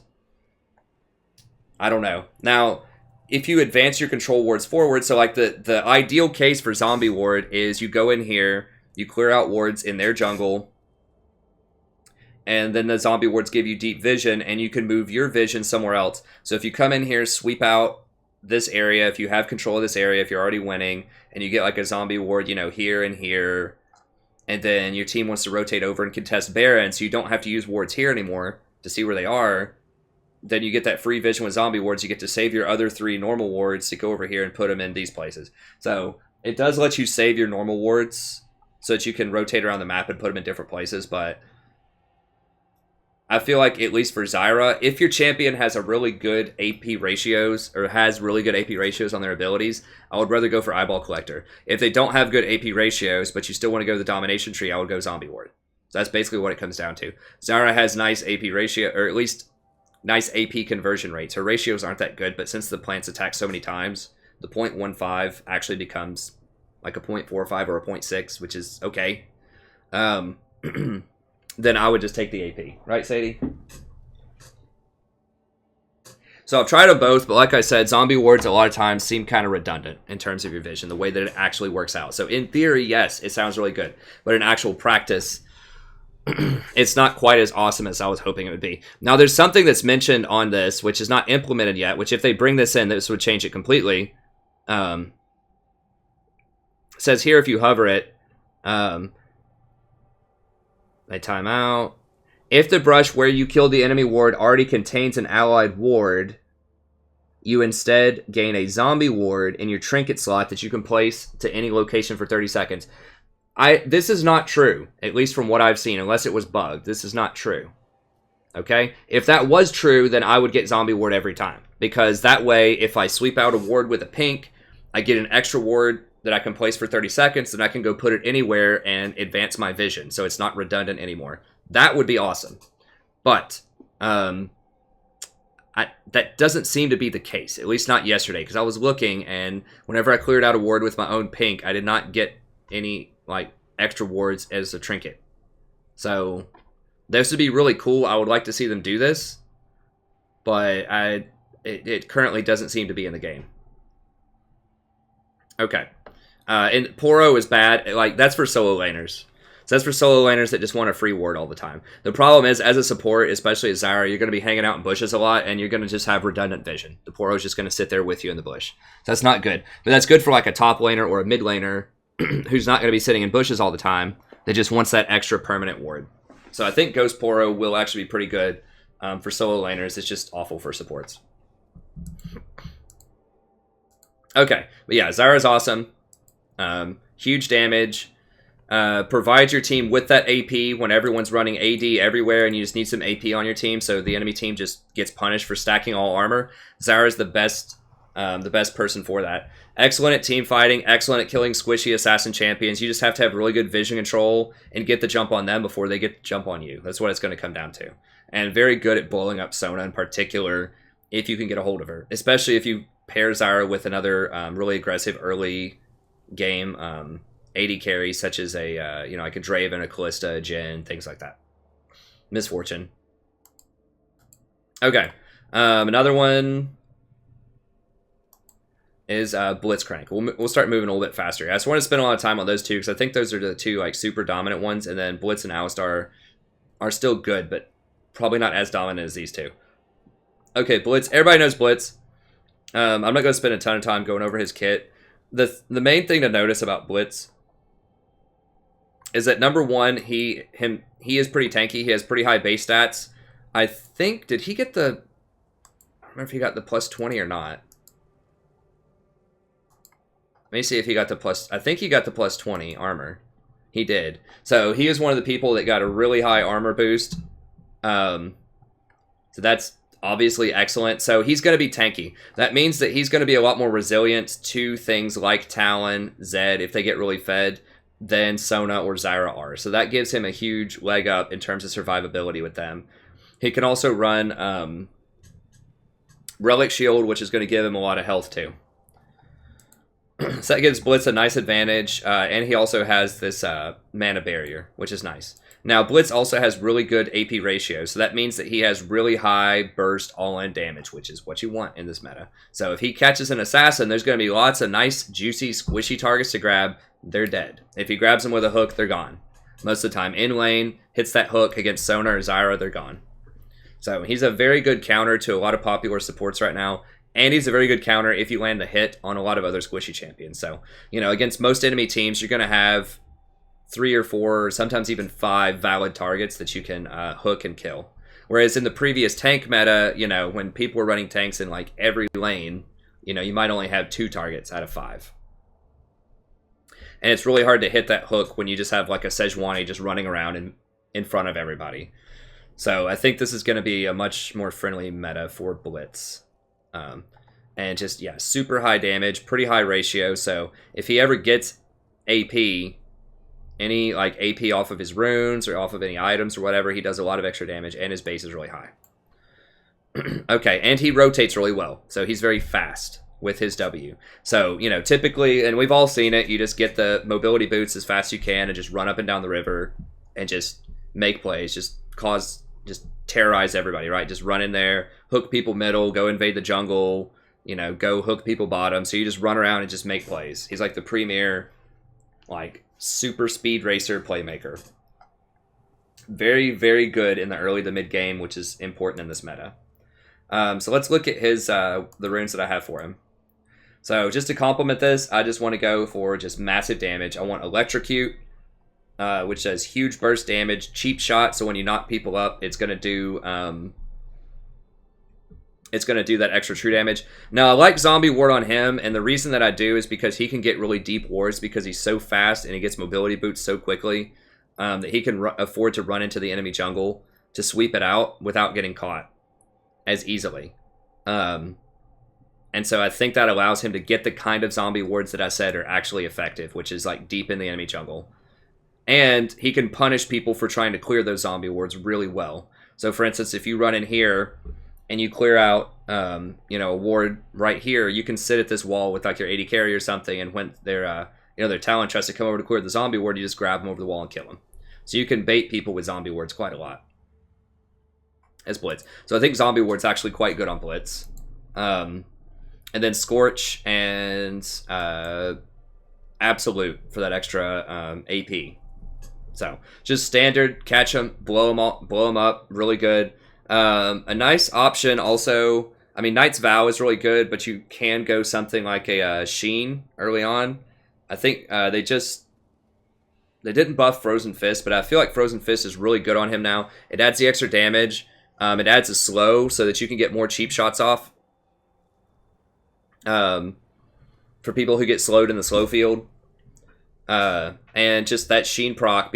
Sheen got a lot better everywhere. I think I explained this earlier when I was talking about Trinity Force, because a lot of people got higher base AD. I guess Blitzcrank didn't, so it's not going to matter that much, but it just gives you that extra burst to complement everything else. Since you already have Electro, Cheap Shot, and Scorch, you might as well throw a Sheen on top of it too, just to make sure that you just overkill those squishy targets.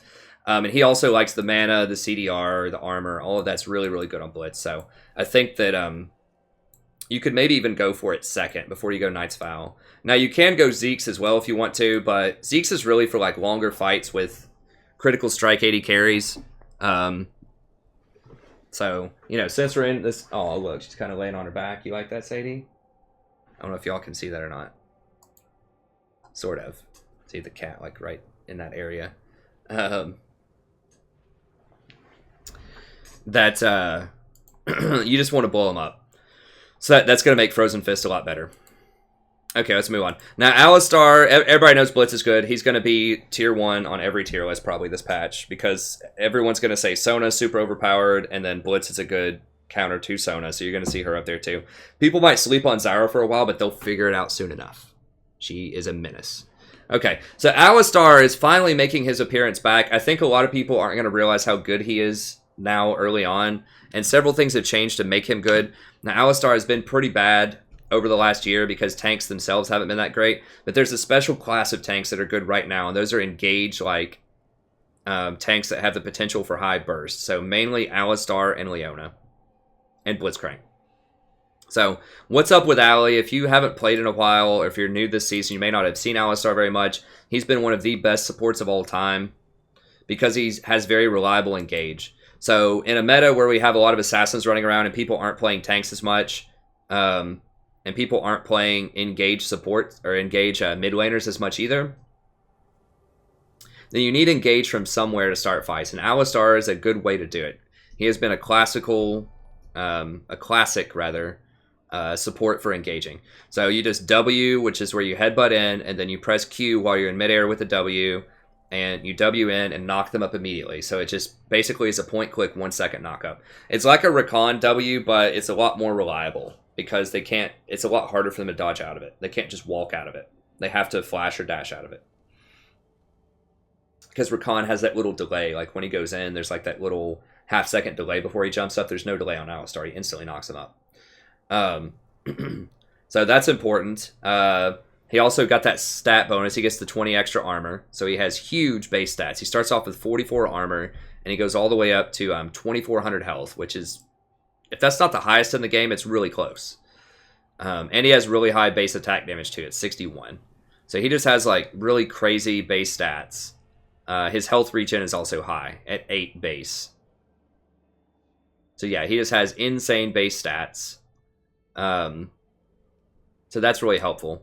And then he has some sustain in lane. Over time it heals. It's not like insane healing, but healing is healing.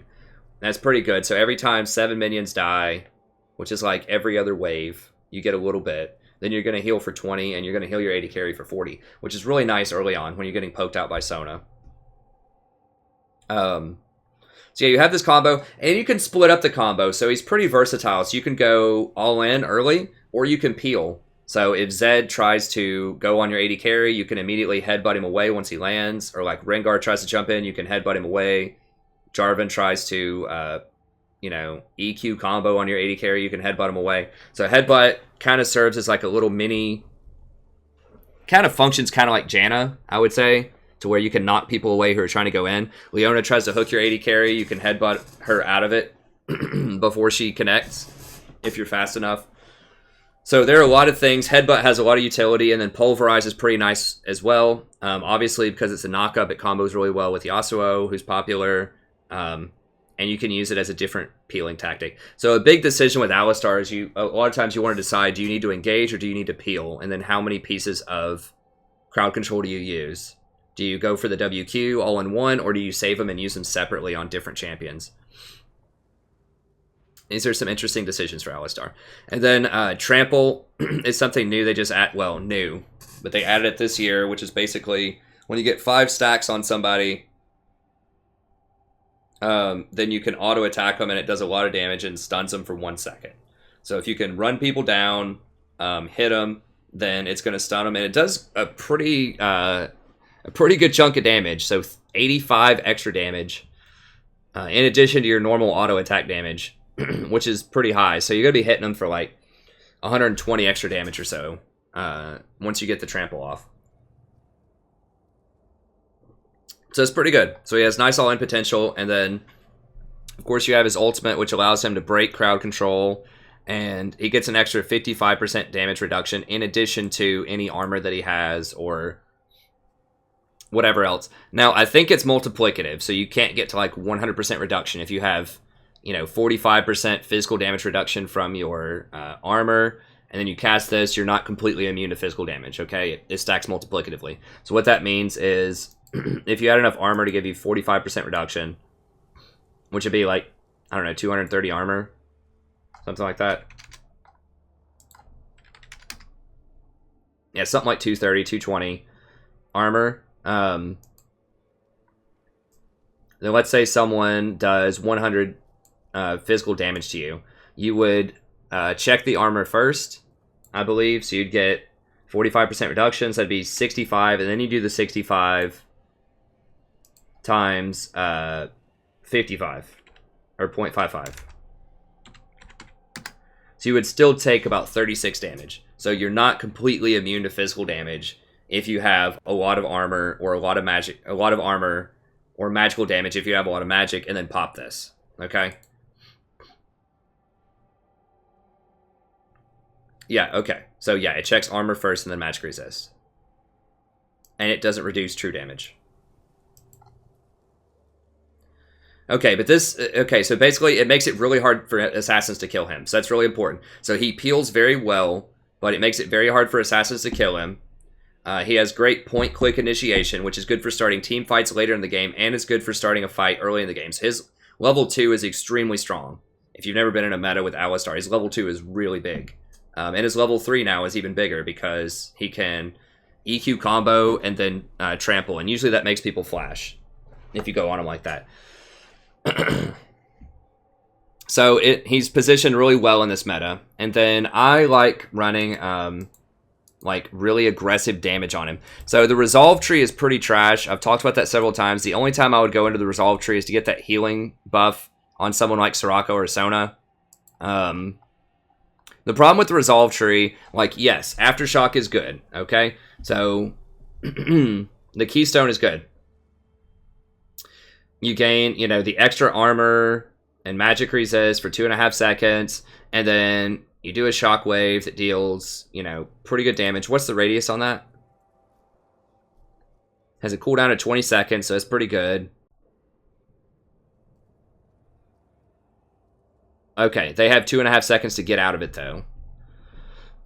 If they want to. 3.5% of your max health, so if you have like 2,000 health, it does an extra 70 damage. So, respectable damage, gives you a little bit of tankiness for a little bit. Good. Okay, Shockwave's good. But the problem is, what else do you get? Like, Unflinching is bad.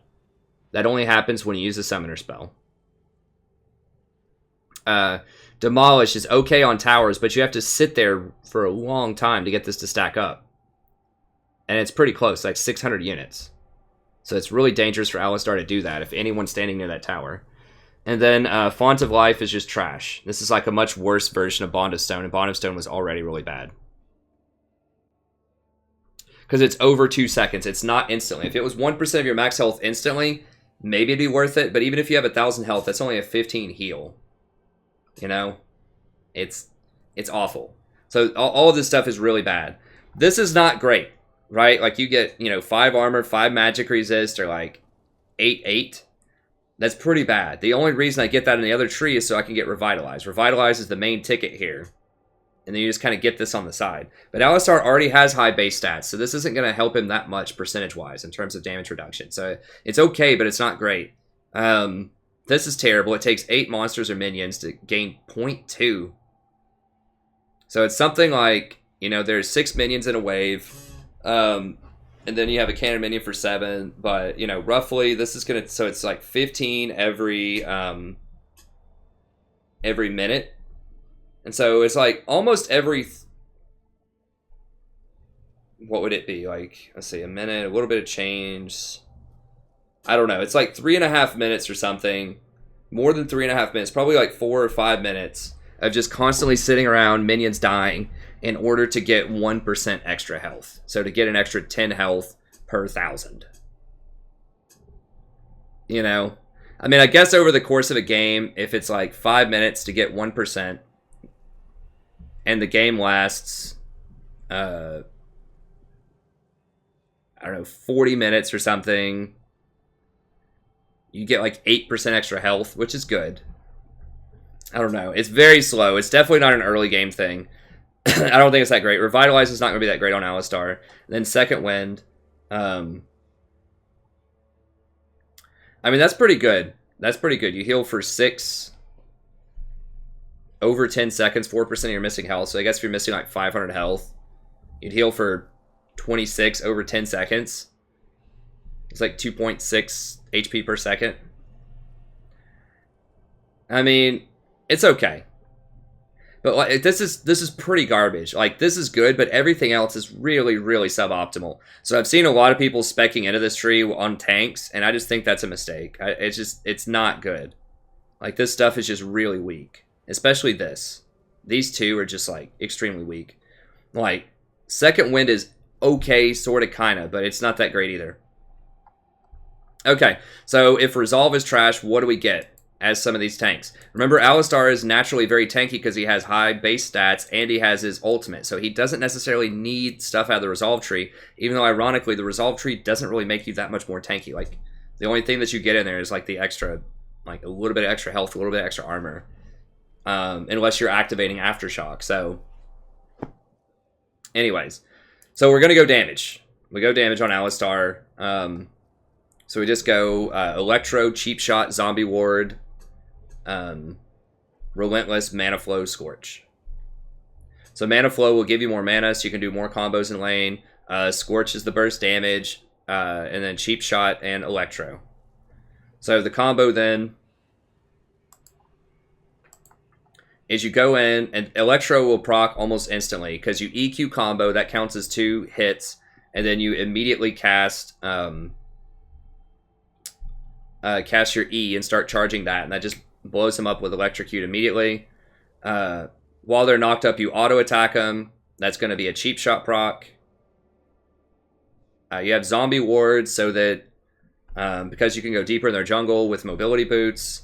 And then also, with these all-in champions, it's pretty important, since you have to dive in, it's pretty important to have that vision. So you want to get the deeper vision so you know that whether or not you're going to get ganked when you engage. And then Relentless Hunter is actually quite good on Alistar because it helps you roam. So you get to run around a lot faster. And then, of course, out of the this tree, you're just going to grab Scorch and then Mana Band. Or Mana Flow Band. You could also go Absolute Focus if you want. Alistar doesn't have great AP ratios, though, and I think mana is kind of an issue early on. You can't do that many combos. So, that's how I'd run Alistar. So, you can run him as just a really hardcore engage, like big damage champion in lane, and then you can use him as, he's a premier roamer. If you get up behind somebody with mobility boots and then W and knock them back towards your ally, then they're just basically dead most of the time. So, he's one of the best roamers in the game. Great initiator, great at starting fights in lane, decent sustain, good matchups against assassins. So, I think he's awesome. I mean, if people get good with Alistar, there's a chance he could potentially even be the #1 support, especially in pro play. But I still think that Sona and Zyra are a little bit better. Alistar is surprisingly pretty hard to play because you have to know, if you don't know when to go in or when you should peel, then you can die very easily, a lot, on Alistar. So you have to make sure you have really good vision coverage and just really good game sense, and you know when to go in, when not to go in, and when you should save your abilities to peel rather than engage. Okay, let's talk about Sona here really quickly. Or Soraka, rather. We already talked about Sona. I have to pick it up. This just takes a long time, so I have to explain the champions, especially champions we haven't seen in a while, like Alistar, and then I have to explain the runes and how it fits into the new meta. So it just takes a long time. Okay, so Soraka. So a lot of sites might have Soraka up as #1. It's possible. The problem is Soraka is very vulnerable to assassins as well. I know that these two are also vulnerable to assassins, but these two exert a lot more consistent pressure than Soraka does in lane. Soraka can land Qs and autos, which is nice, but that's not nearly the same kind of kill pressure as Zyra. And it doesn't apply nearly as much pressure as Sona just constantly spamming Qs on you. Because you can't miss with Q. You can miss your Qs as Soraka. You can't miss your Qs as Sona. So Sona is like, you know, the perfect, like, cannot miss champion in lane. She has no skill shots until she gets her ultimate. So she's just like the poster child for consistency. So Soraka can be pretty good. Most people are familiar with Soraka. You see her a lot. Everybody knows she's very powerful. Just the problem with Soraka is she's vulnerable to assassins and she's vulnerable to Executioner's Calling and Morellonomicon. Now, there's not going to be as many Morellonomicons. Thank goodness, because people just aren't going to be playing mid laners after they get killed like 5 games in a row by Talon, or they aren't going to be playing AP mid laners. So that's good. But the AP champions can get Executioners in theory. Now, a lot of especially kind of lower elo... well, I hate that term, lower elo. I would say like people that are like gold and less. Because when people say low elo, like some people mean that as diamond if they're challenger, and some people mean that as bronze if they're silver or gold. So I'll just say, even in platinum, even probably like some diamond 5s are just too greedy to get executioners. They just won't buy that item. And so it's not a given they're going to have it. But as you go up in ranks, it's more likely people are going to have Executioner's Calling, which is going to cut her healing in half, which is pretty rough. But it has gotten a little bit better in terms of like people not getting as many Bramble Vests and not getting as many Morellonomicons lately. So that's good. That's good. But Executioners is still there. So there are a couple ways you can build Soraka. You can build her with Heavy Harass with Cheap Shot if you want, because her Star Call does apply a slow. But that falls off later in the game. It's okay. I have tried it that way. But obviously in lane, you just want to land your Star Call, auto attack. And she has kind of the same same quandary as Sona. There are 2 different options. You can go Klepto, get a lot of potions early on, which helps her out because it takes her health to use her heals. So Klepto is quite good on her. I'll just pull up her runes here. So she has basically 2 setups you can go with. You can go Klepto, Biscuit, Magical Footwear, Celestial. You get that extra 100 health, which is big. And then you spec into the tank tree. You go Conditioning and Revitalize. So that's going to give you that bonus 240 HP early on, which is massive. It's going to help make sure that they don't all in you. So the exact same stuff I said about Sona. You're going to have a lot more sustain in lane. It's going to be very hard to kill you early on. This also has the added bonus, and these are mismatched. I just didn't want to retype them. I guess, here, well, I can't do it. That's annoying. Okay, so like this item build goes with this, and then this item build goes with this. I'll change it later. That's going to drive me crazy. I'll change it later so it's lined up correctly. But you get an added bonus on Soraka. If you go Conditioning and Revitalize, that 240 HP is actually quite important for meeting certain thresholds if you want to go Warmogs, which is very good against Assassins. So, and just good in general because, you know, Soraka uses a lot of her health in a fight, and if you have Warmogs, you just step back, you know, for like 5 seconds and boom, you're healed up again. So it just makes it almost impossible to siege through Soraka. When she's just healing her allies and then warmogging back up. So if you want to go something like a warmog build on Soraka with the conditioning, you can go Ruby Sightstone and then warmog, and you should be able to get it by level 11, or you can even get it as early as level 9 if you go ahead and get the oh,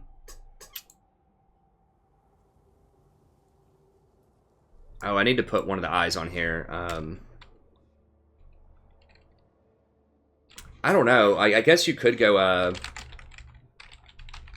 Frost Queen. So this is kind of a weird build. I haven't tried this out, but I guess I'll just put it like that. But because of this extra health, you could just go Ruby, Warmog, and then Ruby Crystal somewhere, and you'd have it. And you can build the Ruby Crystal into something like a Redemption later. So if you want that extra protection, you can go Ninja Tabi and just stack a bunch of health like that with conditioning, and then just you know, get all these consumables, get all this gold, and that helps you buy the Warmogs even faster. So that's a possibility that could be really strong. If you get Ruby Sightstone, the activatable, Frost Queens can actually help keep you a little safer as well. You can use those ghosts to help kite while you run away. And it helps when you're trying to go out and ward to see if anyone's there. So that actually could be pretty useful. So that's a pretty cool build. You know, you have your spammable Q. It's going to heal you up in lane. You just auto attack after you spam your Q. So So yeah, same setup as Sona. The other one is you run Airy. That's the other, basically the same setup as Sona, where you go Airy, Mana Flow, Absolute Scorch, Conditioning, Revitalize. It's a very similar playstyle to Sona. The main difference is you can go for this like super tanky build if you want, which can be good against assassins. You don't have as much just raw power in team fights as Sona does, because you don't have those auras. You don't scale as well with AP, but you have very good sort of single target healing with your W. So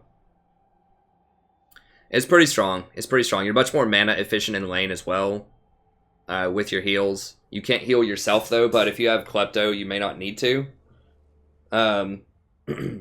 So I think she's good, you know, especially if you have a tank on your team. There aren't many tanks running around, but if you have something like a Rammus on your team, or like an Urgot, it's going to be almost impossible to kill him unless they kill Soraka. And if you go a build like this, it's going to be really hard to zero out the Soraka. So I think she can be pretty good, particularly if you have a tank on your team. Yeah, I mean, she's strong. But once again, problem is, before you get any of the tank stuff, she can get zeroed out. She can get killed. And if they get Executioners, it's going to be really bad. Now, one mastery that they can get, and I'd have to see what this is. You should try to tell your AD carry to do this. But in the precision tree, they can get Overheal. So healing in excess of your max health is converted into a shield.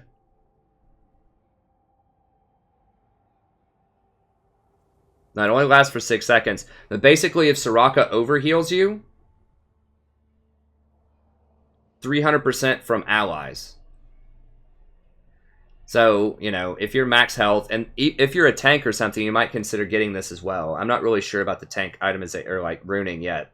But if you're an AD carry, if you have like 1500 health, that's 160 shield you can get. That Soraka can heal through. And the importance of this is the shield gets around Executioners. Executioners does not affect shields. So this overheal shield will not get reduced by Executioners. So I'm not sure how this applies. If her healing gets cut in half and then applied to the overheal, or if it just converts straight over to shield and does not get cut in half because of the overheal. I'm not sure the stats on this. I don't think it's going to matter that much, because usually you're going to, especially with 300%, you know, if you're even healing them for like 100, it's going to max out their shield unless they have over 3,000 health. So I don't think it's going to be that relevant, but that's certainly very interesting. Yeah, I mean, it's cool. So yeah, Soraka's good. I prefer Sona if Sona's up, but if Sona's banned, Soraka can be very powerful for similar reasons to her. Now, Fiddlesticks is another one that I think was very good last patch, and I like him this patch as well. He's really strong into assassins. Now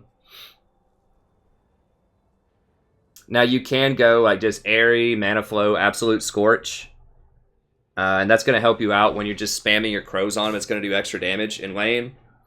But the other thing that's different is you can go Hex Flash, which is really strong on Fiddle.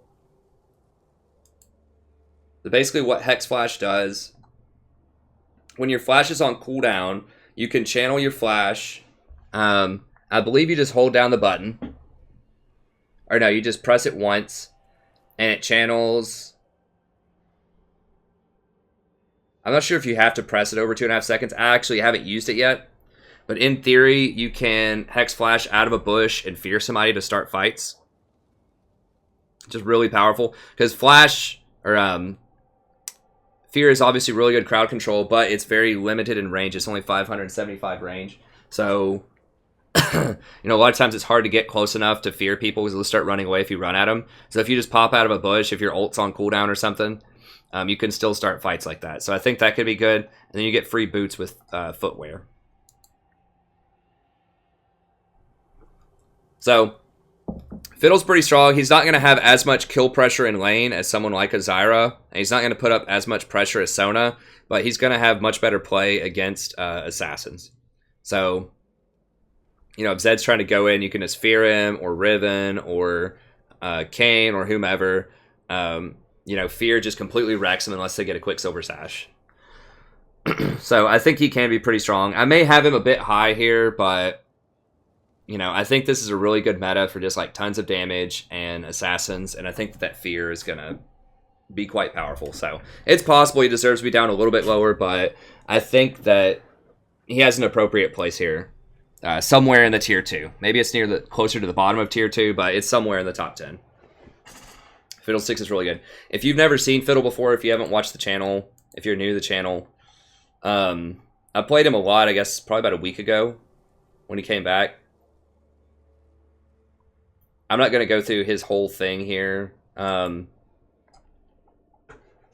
he is good. So you get a 2.25 second fear. Your drain at level 1 can do up to 400 damage with a 225% ratio. There's a ton of damage, so he scales really hard with AP. And then his Dark Wind, you just cast it and it just bounces on everybody. It can proc Airy, it can proc Scorch. You're going to be sitting at full health most of the time, so you get to sit really far back and cast the Dark Wind, so Absolute is always going to give you the maximum amount of AP. And he wave clears really well. So, quite strong, especially if you have Bush control. And then his ultimate does 625 damage at level 6 with a 225% AP ratio. So really, really nice. And you get to blink in close to him to fear him, to keep him in it. So it's just really good in team fights as well. So very strong champion. He can also itemize into Zhonya's, which is very good with his ultimate. And so you can go Zhonya's, like get the stopwatch thing instead of the flash contraption. That might be better, the Hex Flash. It just depends on what you need. Hex Flash will let you engage faster, but the free stopwatch that you get will make your Zhonya's 600 gold cheaper. So it's basically like getting 600 gold in your pocket to start with, which is pretty nice because you want to rush that Zhonya's as your first big item. So both of those are pretty good.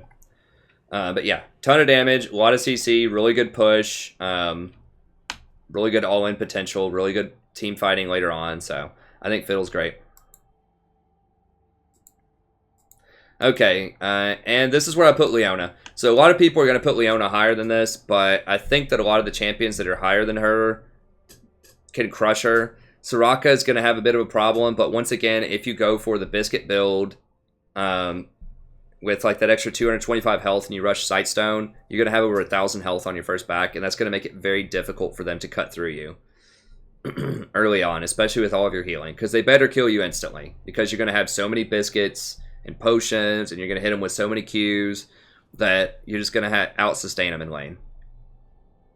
So Leona is quite good. It's possible you might just want to ban Leona if you're playing Soraka or Sona, though, just to not even mess with it. Alistar is really good against Leona, though, and Fiddlesticks is actually surprisingly pretty good because he can fear the AD carry and just go all in on them whenever Leona goes all in on your AD carry, and he's going to outrace her with damage. Because if she uses all of her crowd control on your AD carry, she's not going to have any left to protect her AD carry.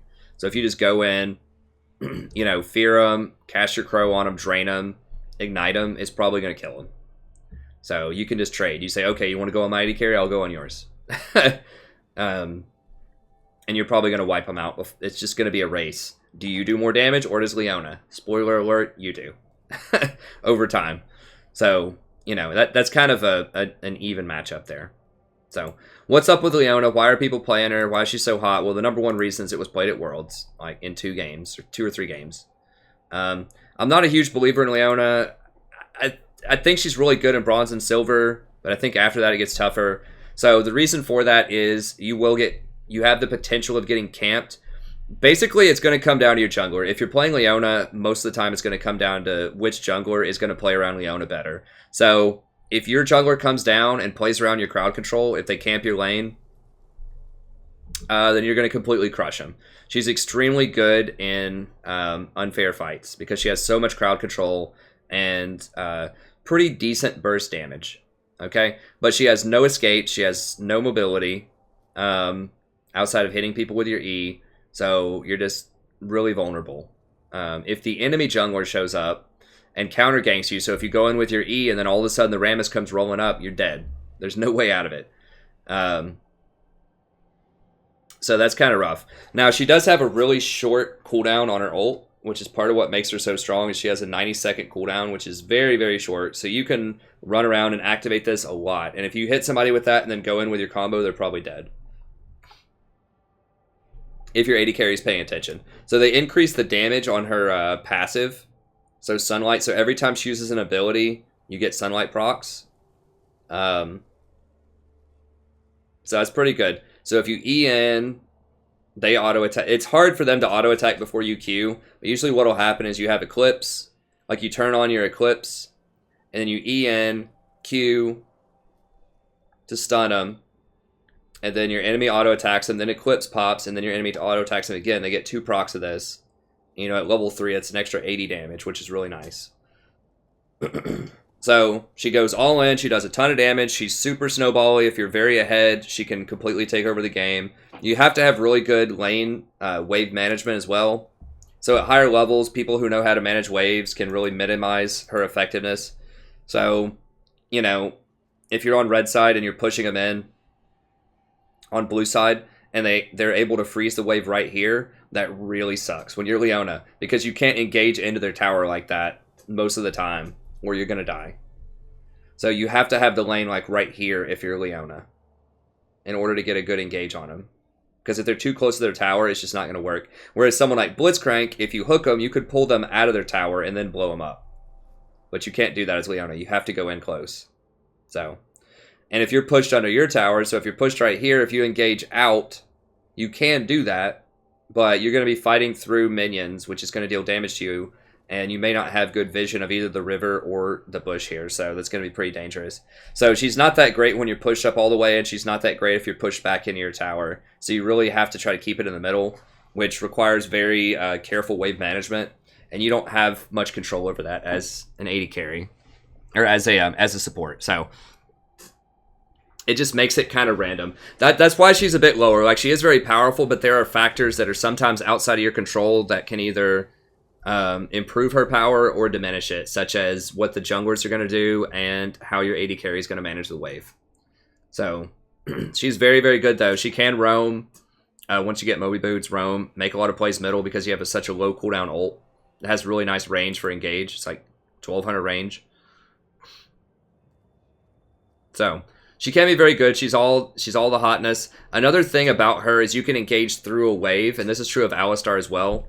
So, you know, someone like Blitzcrank, they can hide behind their wave, and it makes it really hard for you to engage. With Leona, you just E and go straight through the wave and hit them. You just want to make sure you're not taking too much damage from the minions, but that is on the table. The same thing is true of Alistar. You can just headbutt right on people and not have to worry about a wave.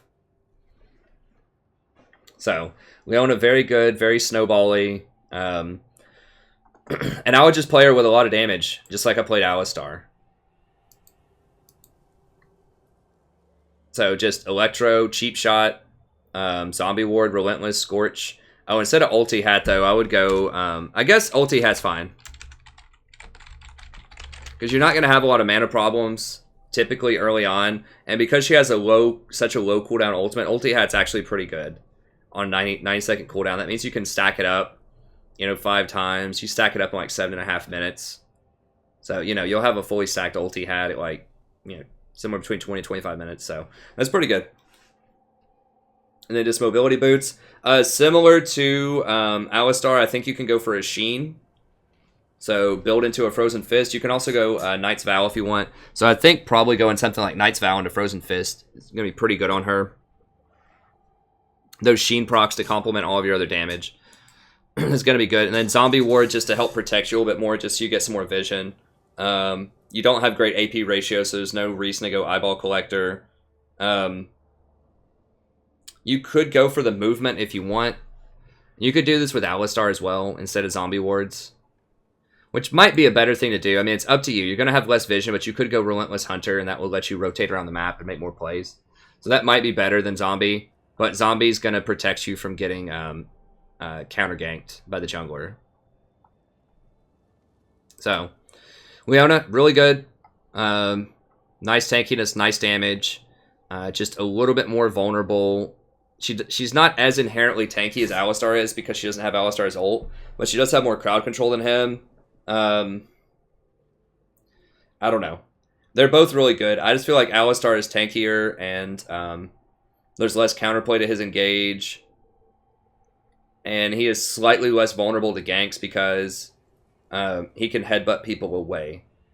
So she can E to people, but it doesn't knock them away. It just pulls her onto them. But Alistar can like headbutt to people to knock him back to help him get away. So Alistar has a slightly better escapes, although Alistar's not very good at escaping ganks either. So they're both pretty good, but I would give Alistar a little bit of an edge. She also has the plus 20 armor to start with, so she starts with 47 armor.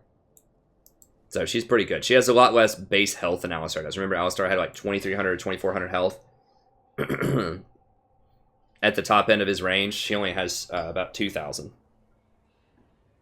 So her base stats are slightly lower than Alistar's. So I think she's good. I think Alistar's a little bit better. She probably does more damage than Alistar. I'm not sure, honestly. Alistar has better AP scaling, but you're not going to be getting a ton of AP. I mean, let me look and see. So her, her passive is going to do... You're probably only going to get 2 procs. You could get 3 procs of a passive off. Now, in an AoE fight, if you hit like 3 targets in a team fight with Eclipse and you hit 2 or 3 people with Solar Flare, that's going to put out a lot of damage with your passive. Just like in small skirmishes at level 3, it's going to be like 80 extra damage. So let's see, 30, 90, 150 plus 80 is 230. So like a level 3 would be like 230 damage. They both want to go in. Alistar and Leona ideally want to go in at level 3. So what did I say it was? 230? Something like that. That's 115. You're probably not going to get all of those in. We'll say you get like half.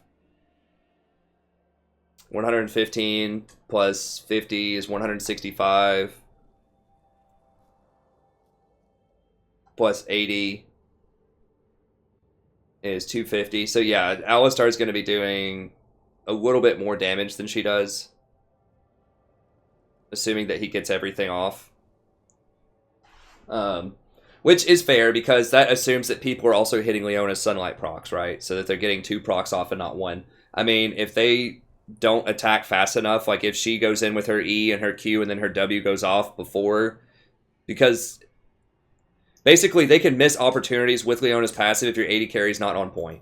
So if they don't auto-attack every time you put a Sunlight proc up, it just refreshes the Sunlight proc, and that's a missed opportunity. So that's a missed 40 damage if they do that.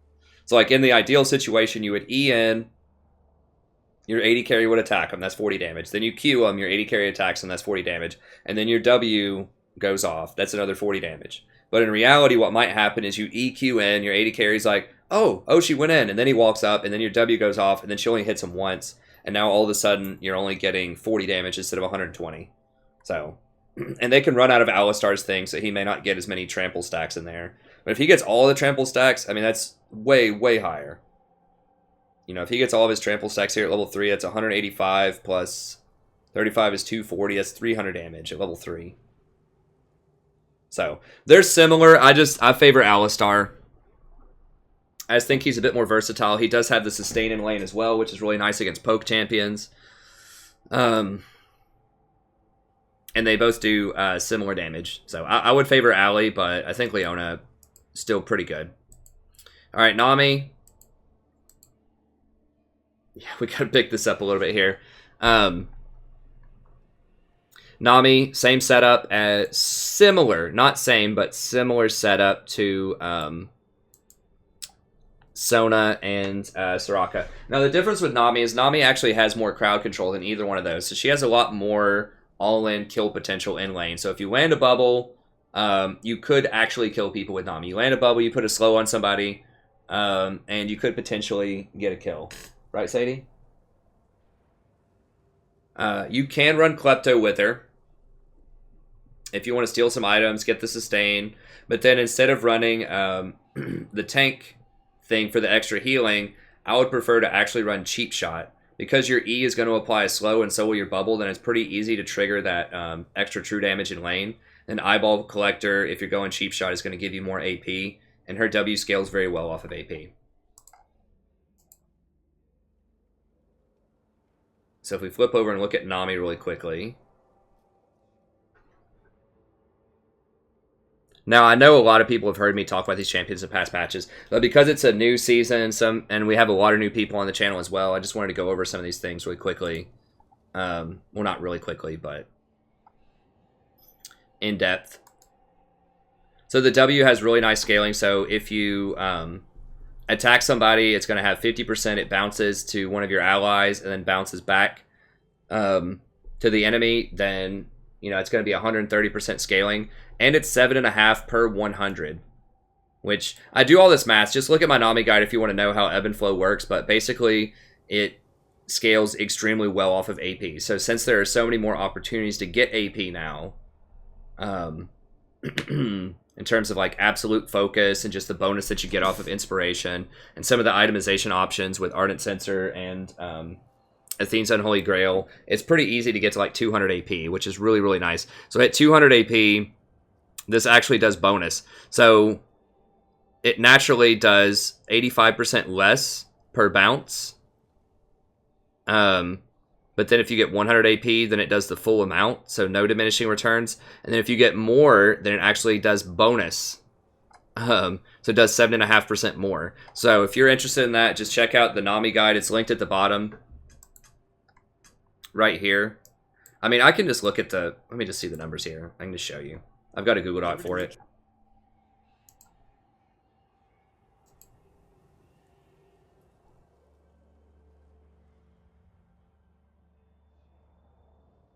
Okay, so here's the math for you. So if you have 0 AP, if you do heal ally, damage enemy, heal ally, which is pretty standard, for heal, damage, heal, which is what you'll be doing in a lot of team fights. You know, 1 W at 0 AP, if it's a full power W, it's going to do a 319 heal and 196 damage. Okay, if you have 100 AP, it's going to do 402 heal and 261 damage, which is quite a lot. If it's 200 AP, it's going to do 490 heal, and then plus 409 damage. And so that's really nice. So 594 heal. Or 200, yeah, 594 heal and then 493 damage. And then that doesn't include any plus healing and shielding. So if you have Ardent Censer, Redemption, anything like that, it's going to do even more healing. So pretty good. So it's not like Sona level of healing and damage output, but it's still pretty nice. Then you have the bubble. If you land a bubble in lane with this rune setup, and if you have a very aggressive AD carry, it's probably a kill. And you can set up bubbles pretty well with a Tidecaller's Blessing. So you just put the Tidecaller on them, attack them, and then they're slow, then bubble them. Unless they have a dash or a flash, they're probably going to die. So that's excellent against champions like Varus, Jinx, Ashe, you know, stuff like that that doesn't have a dash. They're going to have to flash or they're going to die. If you have like a Draven on your team and you're Nami, and you hit them with the Tidecaller slow. Tidecaller slow also sets up cheap shot. So when you attack them and they're slowed, then you just attack them again, and you're going to get the cheap shot. So that adds an extra layer of burst there. All right, let's grab out of that real quick. So yeah, go ahead and watch the video if you want. It's really informative, really useful. I'll have a new one up for Season 8 pretty soon.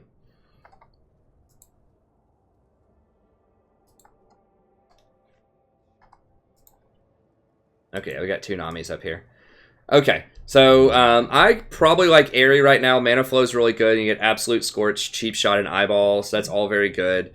You can go the Klepto build if you want, but once again, a main draw of the Klepto build on Soraka and Sona is you can go over into the Resolve tree and get that extra health.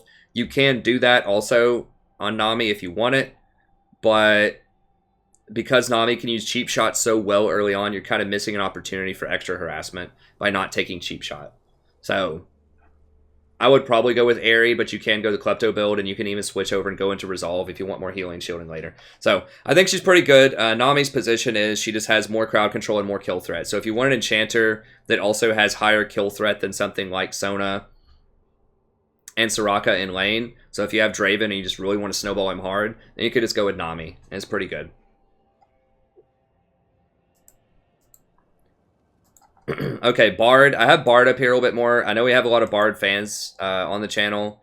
Bard is an early game dominant champion, and since this is an early game meta, I moved him up quite a lot. So he does a lot of damage early on with his meeps.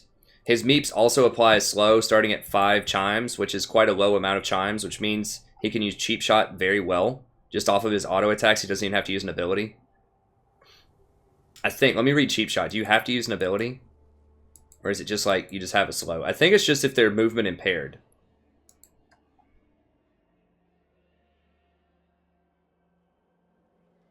Impaired champions. Yeah, you don't have to use an ability.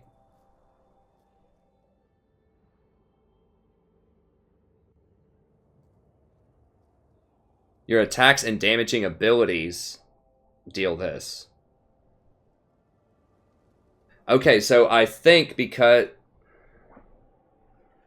How many times does Chime hit? I think it just hits once. So you'd have to get 2 attacks in there. So you attack once. It's going to slow him. Then you have to attack him again to get the bonus. So you have to get 2 autos in there. Or hit him with a Q and then auto him. Either way, his slow on his autos make it a lot easier to trigger Cheap Shot than with other champions. So, I think that's nice. And he has pretty high damage early on. Like, he'll surprise you. It doesn't look like it, like that he would do a lot of damage, but he does. He does a lot early on. You know, his magic damage of 80 on his level 1 spell is pretty nice. But then it's his auto attacks get this extra damage, dealing 30 plus 15 per 5 charms collected. So 3 per chime. So when he gets to 5 chimes... And it's got a 30% AP ratio too. So if you have 40 AP, which is pretty standard with this kind of build, that's going to be 12 extra damage. So you're looking at 57 extra like on-hit damage. And he can hold up to so many chimes as well. I forgot how many he can hold. 1 to 9.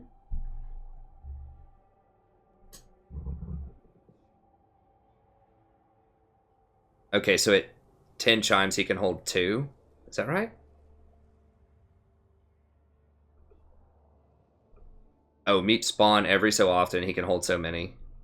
Anyways, he can do that a lot for that extra on-hit damage. And Bard hits like a truck. It's really hard to figure out exactly why he does so much damage early on, because he doesn't have any ratios that, like, 3 of his abilities don't do damage. His W, his E, and his R do no damage. It all comes from auto attacking with his chimes and his cosmic binding.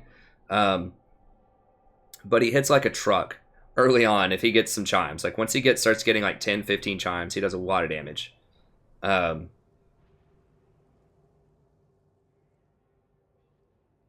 Deal splash damage to enemies. And meep spawn.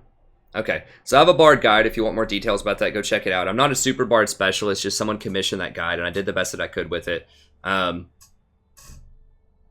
yeah, Bard's a lot better now because it's an early game meta. He's early, so now you can get the Electro Shock.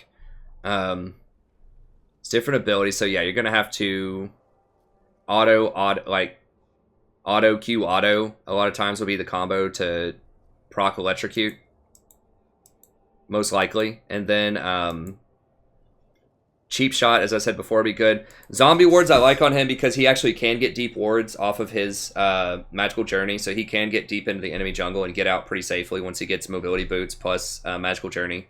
So you can actually leverage the zombie wards pretty well. Relentless is another one that's good because it lets him roam around, go get those charms faster. One of the biggest threats as Bard is your AD carry dying while you're roaming. So being able to spot if the jungler's there, if the jungler's going to come down and kill him while you're not there is helpful. And then also getting something like Relentless for that extra up to 48% movement speed out of combat's really nice. And then Scorch and Absolute from the sorcery trees give you that extra bit of damage. So I think he's pretty well positioned. One problem with Bard is that he has pretty low attack range. I think he only has 500. Excuse me. So that can be problematic when you're trying to auto attack someone like a Zyra who has 575. But I think he's pretty good, and he does have a healing lane, which is pretty nice. With his whatever they're called, his caretaker shrines. So I think he's a weird champion. He's always hard to play. But I think there are a lot of good uses for him. Tempered Fate's really good when someone's trying to Zed ult your AD carry or someone's trying to Kayn ult, somebody. Tempered Fate helps out with that. I believe. I think if they go on you and then you Tempered Fate them, then I think it nullifies the damage. I'm not 100%, but I'm pretty sure it nullifies the damage. And the same thing with like a Karthus ult and stuff like that. Or, if Talon's trying to go on somebody, you just Tempered Fate him, and then his ult's going to time out before they can do it. Or like a Rengar ult, if he's trying to jump in. So, there are a lot of interesting uses for Tempered Fate. But yeah, I think he's going to be strong. He has really good early game damage. He roams really well. I think he's going to scale really well with all of the damage masteries. So, I think Bard will be pretty strong. And then finally, we have Rakan. Rakan's a lot lower than he used to be because he still really wants to use coin. Like, you can get Spell Thieves on it, but it's hard to trigger it in combat. And he still really wants to get, like, Ardent Censer and Zeke's. Like, his itemization is not that great. Like, you can go Trinity into, like, Frozen... Or not Trinity, but, Sheen into Frozen Fist. But it's just not going to be as good on him as it will be on someone like Zyra or Leona. So he does have good engage, and engage is at a premium now because you're not going to have engage in other lanes, so having an engage support is really nice a lot of the time. I just feel like I'd rather run Leona and Alistar at this point because Ardent Censor's been nerfed so much. He probably still has to run Oasis, which has been nerfed a lot. It's not great now. Rakan's never been that great in the laning phase. He's always been a post-6 type of champion. And so that hasn't changed that much. So his pre-6 is really rough, but he can still be pretty good later on. Like, you might want to pair him with a Callista, so if Alistar's banned or something, or they picked Alistar, maybe you could go Rakan if your team has Callista, because she still wants the Ardent Censer, and she can throw him in there, and, they have really nice synergies together. So you could try him out, but the meta has shifted against him a little bit. He's also not as tanky. He's an engaged champion that's not nearly as tanky as Leona and Alistar. And so in a meta where not being tanky gets punished really hard by a lot of these assassins, potentially, then, especially if you have to go in really close like Rakan does, then that can be really rough. His itemization is also kind of weird. I don't know. He's pretty good. If you're going to build him, I would go just the standard, just like on Alistar and such, where you go Electro, Cheap Shot, Zombie, Relentless, Ulti Hat, Scorch. He has a really low cooldown ulti, so Ulti Hat's actually pretty good, and it's a very high impact ult. But yeah, just go in and then try to land your W in lane.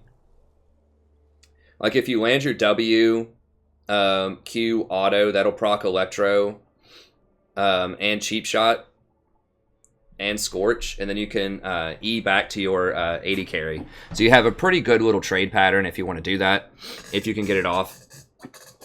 It's going to be hard to land those Ws against Ezreal, Lucian, Vayne, Callista, because they're all so mobile. So we're kind of going back into a mobile ADC meta, and that's pretty tough on Rakan pre-6. So he's good, but he's not as good as he has been for the past few patches. Xayah has also kind of fallen out of favor because, like, she can, do a lot of power, like, do a lot of things early on, but she's just not going to be nearly as strong as she was. Like, not as strong as Callista, Lucian, Ezreal, all those champions now. Okay, well, that's it for the top 10. I'm going to go through the others really quickly. I don't have rune pages set up for these just yet. But I'll go through and try to get them on there as soon as I can. Just some really quick thoughts on these, and then we'll move on. Notable sort of low pick here is Janna. Janna has been nerfed several times. All of her good items have been nerfed, and she just really doesn't synergize that well with a lot of the new runes. So she lost Wind Speakers also. Like, you can go Revitalize, but she can auto-attack with Aerie, but her, like, autos and harassment in lane are not going to be nearly as strong as something like Sona or even Soraka. She doesn't have a heal. Her shield is on a really low cooldown, or on a really high cooldown, rather, early on. I did play against a Janna who I think was I don't know if she was maxing Zephyr, but she was getting a lot of Zephyr. And just like casting Zephyr, and then I assume she probably had Cheap Shot. So she would like Zephyr me with Airy and Cheap Shot. So just Zephyr auto attack, and it was doing some pretty nice damage. But then she just got outscaled, and we just spanked her in the mid to late game. So I just don't think she synergizes that well with a lot of things. Like, I don't know. It's only got 550 range on Zephyr.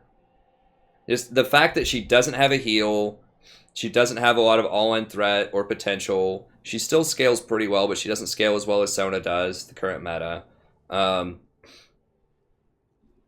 She doesn't have anything spammable, so she can't go the Klepto build. The Klepto plus Resolve build for the extra HP. She kind of is priced into Airy. Ulti Hat's not that good on her. Mana Band's not that great because she doesn't burn through her mana that quickly. She doesn't have spammable stuff, which is also tough because that's going to make it harder for her to... I mean, she can land an auto every now and then for Scorch, and she can Cheap Shot. I don't know. It's just... A lot of stuff just does not feel good on her. And you really want early game aggression and just powerhouse picks. Like, I feel like she's just going to get run over by Sona, Blitz, Alistar,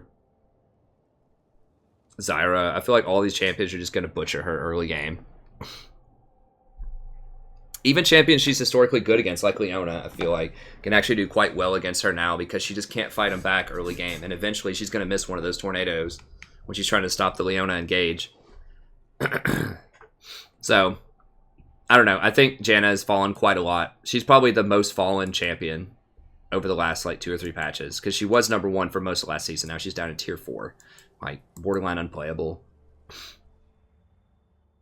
Okay. But Karma's another one. A lot of people have asked me about Karma. One of the major problems with Karma that I mentioned earlier on in the video is that she got classed as a mid laner. And she didn't get any extra armor. So she only has health per stat. So what this means is that all of the AD carries got extra AD, so they're just going to absolutely stomp her in lane because she can't take flat AD runes anymore, and she didn't get any more base AD and they are armor runes, and they all got extra AD, and they're going to be much more aggressive. So if she's facing something like a Callista, and she can't run like flat health, she's got this scaling health. Resolve Tree's pretty garbage on her. I mean, she can go the Klepto build too if you really want to. I guess that would be okay. That'd be something to consider. But I just don't think that healing, shielding, revitalize is going to scale nearly as well on her as it does on someone like Sona or Soraka. I mean, you can like use Airy. I'm not a huge fan. I mean, people are saying, oh, ulti hat on her is going to be OP. I'm not entirely convinced that it is. Like, her problem is, I think she just gets spanked by Sona and Nami, and even Soraka and lane, because she doesn't have a reliable heal, especially for her AD carry. Like, she can heal herself if she ulti Ws, if she sticks the W on him. I don't know. I mean, you can proc Cheap Shot really well with her Q. She has low auto attack range. Oh, did I exit out of it? Oh, I'm already on Google. League with Kia. So this is something that a lot of people are speculating. She might come back and be really big. I'm still skeptical because she doesn't have a heal. And you're going to get slaughtered, I feel like, by Zyra if you don't have a heal. Or by Sona. Especially by Sona.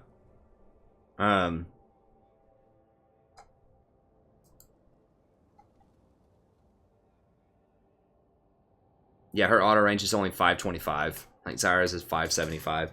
So, like, yeah, you can, like... I guess you can go Klepto and just spam everything. And just try to harass as much as you can. But you can also go, like, Airy... You'd go, like, Airy, Ulti Hat, Scorch, and then Absolute. And then I guess you'd go into Cheap Shot with... probably Eyeball Collection. You might be able to get away with Zombie Ward. But yeah, I mean, she does pretty decent damage with her mantra stuff. It's just she doesn't have hard lockdown CC. So like when Rengar or Kha'Zix just flies out and jumps on your AD carry or anybody else, like they're just gonna die most of the time. She can harass in lane pretty well. Her shield got nerfed so hard though. The base shield's only 170, and when you mantra a shield, that used to be her whole thing for like team fights. You mantra a shield, it does a ton. But that's been nerfed quite a bit. It's only 1/3 of what it used to be, 30% of the amount, which is so low compared to what it used to be. So, you know, I think that she's okay. She's okay, but her base stats where she doesn't have armor, the nerf to her shield, and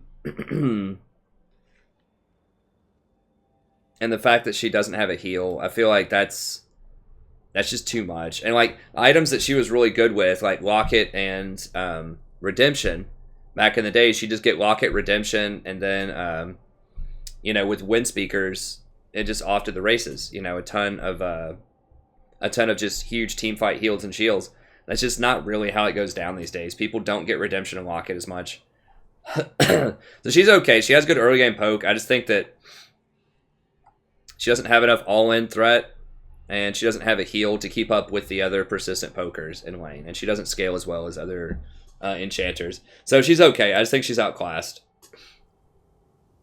by Soraka and Sona in terms of, and Nami in terms of enchanters, and then by Zyra in terms of just classical sort of poke type of champions. Brand is okay. As I mentioned before, he doesn't get the bonus armor, which is huge. Zyra's just better. Like, if you want to play Brand, just play Zyra. Like, you can go Brand with Glacial Augment if you want, and that does help you land some of his combos, but the Inspiration tree is pretty trash if you don't go Klepto. Like, that's the entire reason to go that tree. So that feels pretty bad. Malzahar's okay. I think he's coming back. Like, the problem is he doesn't have a lot of kill threat pre-6, and he doesn't have a lot of ways to proc you know, a lot of the damage things. But at the same time, he works really well at the Hextech Flash Traption, where you can hang out in a bush and then just, like, Hex Flash out of the bush and start fights to engage with your ult. So, he's alright. Thresh is okay. I've seen people playing a lot more Thresh lately. He can do a lot of damage with the, you know, all of the damage abilities, but he's still really high skill cap. And I just feel like he's just going to get just thrashed by a lot of these other champions up here. How do they do his stats? Do they give, did they give him the plus 20 armor? They gave him plus 12 and attack damage. So he does have more attack damage, but he still is going to be very squishy and very vulnerable early on. And his itemization is weird. Like, he can go Relic Shield. He did get the extra base attack damage that will help him proc the Relic Shield things, but I just feel like he's a lot less reliable than Alistar, Leona, or even Blitzcrank. Like, if Blitz lands that hook, they're dead. You know, like 100% most of the time. Whereas if Thresh lands it, it's kind of like a Leona, sort of like a Leona complex, where it's like you have to go in if you want to get the full combo, and if you don't go all the way in, it's not guaranteed that they're going to die. But I'm pretty sure he doesn't put out as much damage as Leona does when he's like doing a full combo or Blitz. So he's alright, but he's kind of a half measure in this meta. I think you just want all in, just like all out aggression. Like, Thresh does have some peel, you know, and that's historically what's made him better than things like Leona. Is that he can switch gears, he can go defensive or offensive. But I think in the current meta, you just need to be like all offense. Just like go in and just murder people. And he's okay at that, but, you know, he's just not as good as some of the other options that are above him. Nautilus, same drill. Nautilus might be a little bit better than we think, than listed here. He does have an easy way to proc cheap shot in fights with his area of effect slow. He does have a point-click ultimate, which is good at locking down assassins. So, you know, maybe he deserves to be a little bit higher, but I guess he could proc electrocute. You just hook auto E, and that would proc electrocute. I just feel like his damage is significantly lower than Leona or Alistar. A big thing for him is he can't like engage over walls either, so he can't hook over walls. So it makes it a lot more difficult to like hide in bushes and make plays on people because of the terrain. Whereas like with Zyra, you can hide in a bush and just completely blow people up, or Blitzcrank, you can hide in a bush and like hook them over a wall into the river and kill them. I just think it makes his engage paths a little bit tougher. Oh, he does have pretty good damage on his Q, but that's his Q. It's like his E was his main damage, and I mean that's pretty high. I mean maybe Nautilus deserves to be up a little bit higher. I'm not really sure I'd pick him though instead of something like an Alistar or Leona.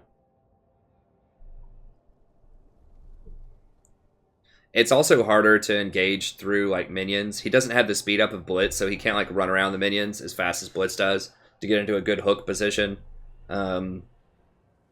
But he does have better wave clear than any of those. So if you need to push in a tower, he does have really good wave clear. So I don't know. I'll have to try Nautilus out again. I played him a ton last season. I haven't played him yet in the preseason, but I just kind of put him down a bit lower because it just seems like Leona and Alistar are going to be stronger. But now, what were his stats? I think he kind of got shanked. He didn't get to plus 20 on stats. I remember that. Yeah, he only got plus 9 on the stats, so he didn't get the plus 20 AD, which is a big deal. So he lost 11 AD, which, you know, is like 220 gold worth of AD, compared to someone like Leona and Alistar, and he gets like bonus attack speed. Who cares? So yeah, so he's pretty good. He might deserve to be a little bit higher. Like maybe he should be there instead of Rakan. But right now I've got him down to tier 3. We'll see next patch. Annie's another one who could be okay. She's good with the Hex Flash. I just feel like Zyra's going to be better most of the time. But if Zyra's banned, you could play Annie. Annie's pre-6 is just pretty bad, but she has a really good post-6. She's really good with Hex Flash. You know, just flash out of a bush, tibbers people when they're dead, probably. So she's okay. She's okay, but you know, maybe she should be a bit lower. I just feel like, you know, Annie's just pretty simple to play. Really nice burst damage. You just get mobility boost and just run around every time Tibbers is off cooldown and just kill people. Misfortune might make a comeback because she's a good counter to Zyra. I looked up, like, Klepto. You can't Klepto off of minions to trigger it, but you can, like, Klepto right into somebody's face. You can just Q them in the face, and that'll trigger it. But you can't Q off of minions to do it. So maybe you could run Klepto on Misfortune. You'd have a lot of extra health in lane for trading. You'd have a lot of extra mana, gold. All that gold you could put to use getting things like... Because her build is pretty expensive. You'd have to get Black Cleaver and then other lethality items a lot of times with Misfortune. She has a very powerful ult.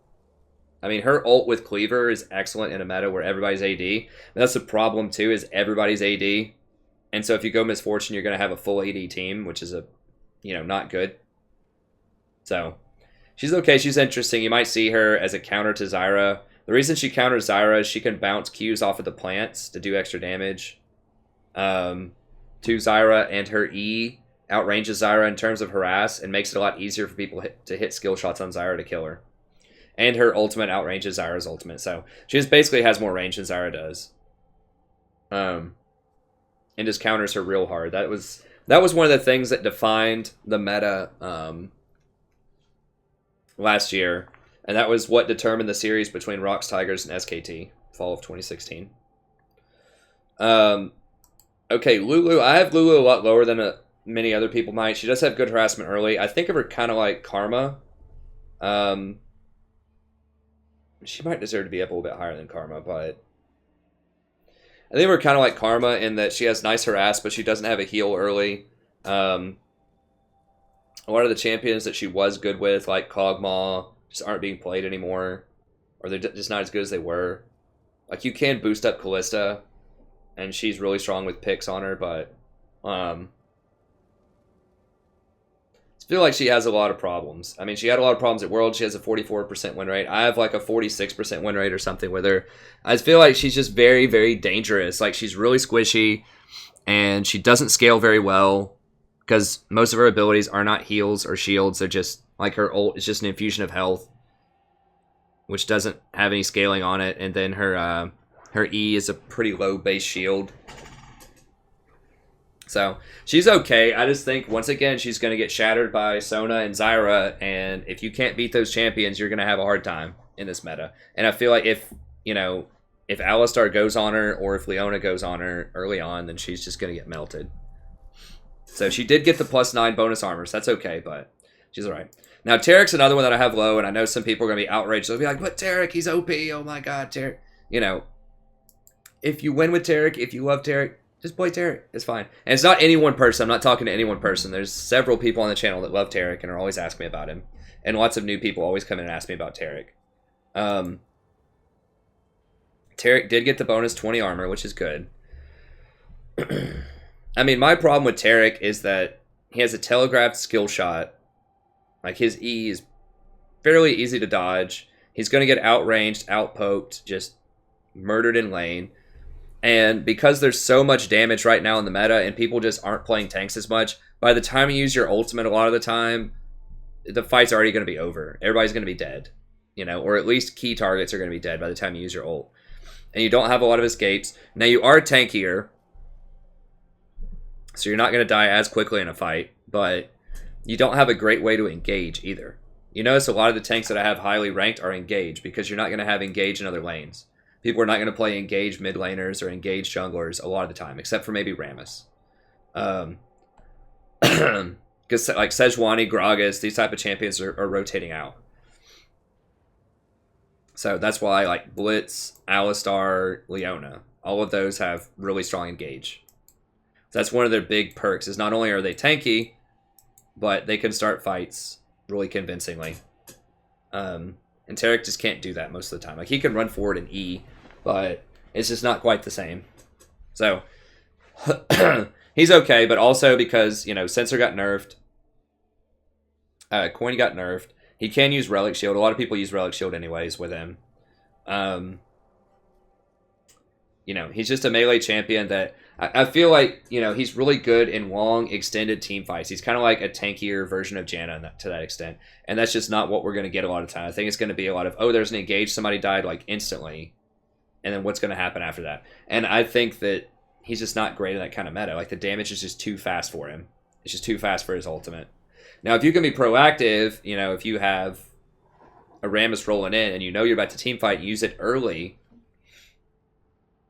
then maybe that works. But so in other words, you can win with Tarek. I just think he's a lot less reliable than some of the higher tanks. And I'd rather take, Leona, Alistar, Blitzcrank. I'd rather take all of those. And probably even Nautilus before I'd take Tarek. But Tarek does have a lot of damage with his E early on. They did give it a ton of damage. So if you go like a full-on damage build with Tarek with like the Domination Electrocute build, kind of like we have with Alistar and Leona, he could actually hit pretty hard. Yeah, 105 damage early on, 50% AP, 30% bonus armor. If you start with like 40 AP, that'd be 125, and then whatever your bonus armor would be. Yeah, it'd be like 130, 140. Maybe not that much, but pretty close, like level 3. So I don't know. Tarek's okay. If you win with him, great. I just think it just requires too much team coordination, and I just feel like there are better tanks out there that have a more solid engage. And that would be the reason, one of the big reasons I would play tanks right now is I need engage. Tahm Kench is kind of in a similar boat. I do love Tahm Kench. He's one of my favorite characters in the game, but he doesn't have a lot of good engage, and he's just going to get mowed down by Sona, Zyra, and company. Now, he is a very strong counterpick to Leona, so if someone picks Leona, you can pick Tahm Kench into that and crush her. He's not as strong against Blitz because it'll pull the person out of position before you can eat him most of the time. And he's not as strong into Alistar. He's okay, but Alistar can do that stampede with his E and then, stun them once they pop out of the mouth, or he can stun Tahm Kench. So, he's pretty good in alley. But he has problems against Blitz. and he's great into Leona. So he's okay. If you want to pick him, I'd pick him as a counter pick to either Leona or Thresh. I'm not sure what you'd run on him. I guess you could run just like the electrocute stuff. Okay, tier 4. I'm not going to talk a ton about these because we need to finish this up. It's like 2.5 hours. Going on 3 hours here. But yeah, Janna, I explained. She's fallen a lot. Morgana's not great right now because she, like her shield doesn't provide any protection against AD, and a lot of people are going to be running AD champion, so that's not going to work out too well. And she doesn't have a ton of kill threading lane. Like, if you land your Qs, yeah, you know, it's good, but she just doesn't have a lot of synergy with the current meta that's going on. Braum is sort of similar to Tahm Kench and Taric in that he's this like melee, peeler, team fight, tanky support, and I don't think it's good. The resolve tree is pretty bad. I don't think that he uses the domination tree particularly well. You know, he's still a pretty good counter pick into something like a Twitch or a Zyra, but those are getting less popular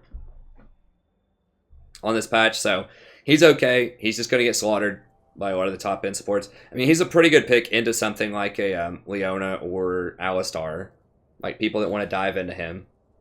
But he has problems against Blitz, and he certainly has problems against Zyra and Sona. So I think the top 3 champions will just crush him. And Soraka will probably crush him. Probably Fiddlesticks and Nami. Maybe Bard. He just has a lot of bad matchups. Vel'Koz, just play Zyra if she's not banned. If Zyra's banned, just play Fiddle. I mean, Vel'Koz is pretty good, but he has to channel his ult from a long distance. It's okay. Trundle's not going to be great right now. He's good against tanks. Zilean, people always ask about Zilean. I hear about this a few times a week. He just doesn't do enough. I don't know. Like, if you land the double bomb, that stun is nice, but... And you can, like, slow people down and speed them up. I just feel like every time I play against Zilean, I just feel like he's just walking around not doing anything. I played against, like, a really good Zilean one time where he just, like, really wrecked me in lane, but we still won because he was Zilean. Like, he landed a lot of double bombs and he was powerful, but I don't remember what I was playing. I was either playing Sona or Zyra or something like that. This was a while ago. This was, like, 6 months ago.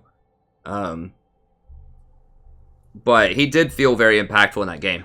But I'd say like 90% of the Zileans that I play against, I'm just like, okay, free win. Like, if I have Zilean. And I know people love Zilean, and they're going to be like, but Zilean, he's good. If you win with him, just play him. That's what I always say. So I think he has a lot of problems right now and a lot of matchups because he's just not reliable. Like, if you don't land those double bombs, he's just not going to be that good. And he just doesn't have enough power later in the game. He's a very early game centric champion. His ultimate is nice, but there's so much damage flying around right now.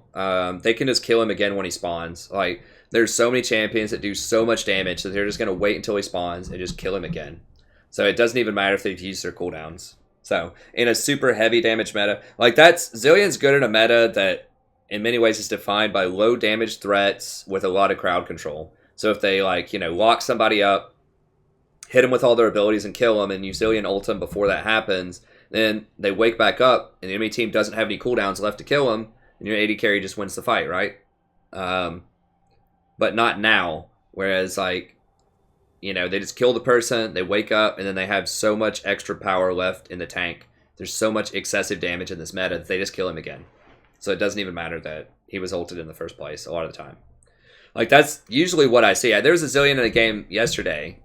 I think a ranked game that I was playing against yesterday. And that's just what it felt like. Every time the Zilean ult came up, they were just running. And I'd say 70 or 80% of the time, we killed him again. So it just really doesn't do a lot to help you progress the map. In a best case scenario, it helps someone, like, get up and run away. Maybe. So, I don't know. He doesn't do enough for me, but if you love him, go for him. I like him. I think he's cool. I mean, I like kind of the old father time kind of vibe. And then the other ones are just, you know, just kind of for fun stuff. You've got the Gragas, Nunu, Sejuani, Icho. I mean, I think that Veigar support can be a real thing. It can be good, but especially in this meta with so many assassins, I think it's super dangerous. But Veigar support is fun. I've played it before.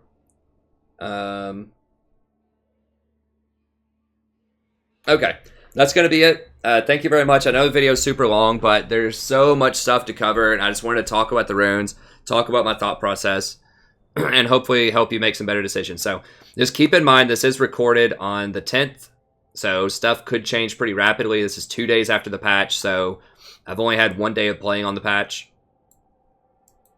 2 days of playing on the patch. And there's just so many variables out there. But it is a lot of fun. It's interesting. I love this meta. It's really good. So let me know what you think. Is there anything really cool that you've discovered that you want to share in the chat? And otherwise, I'll see you next time. Have a good day.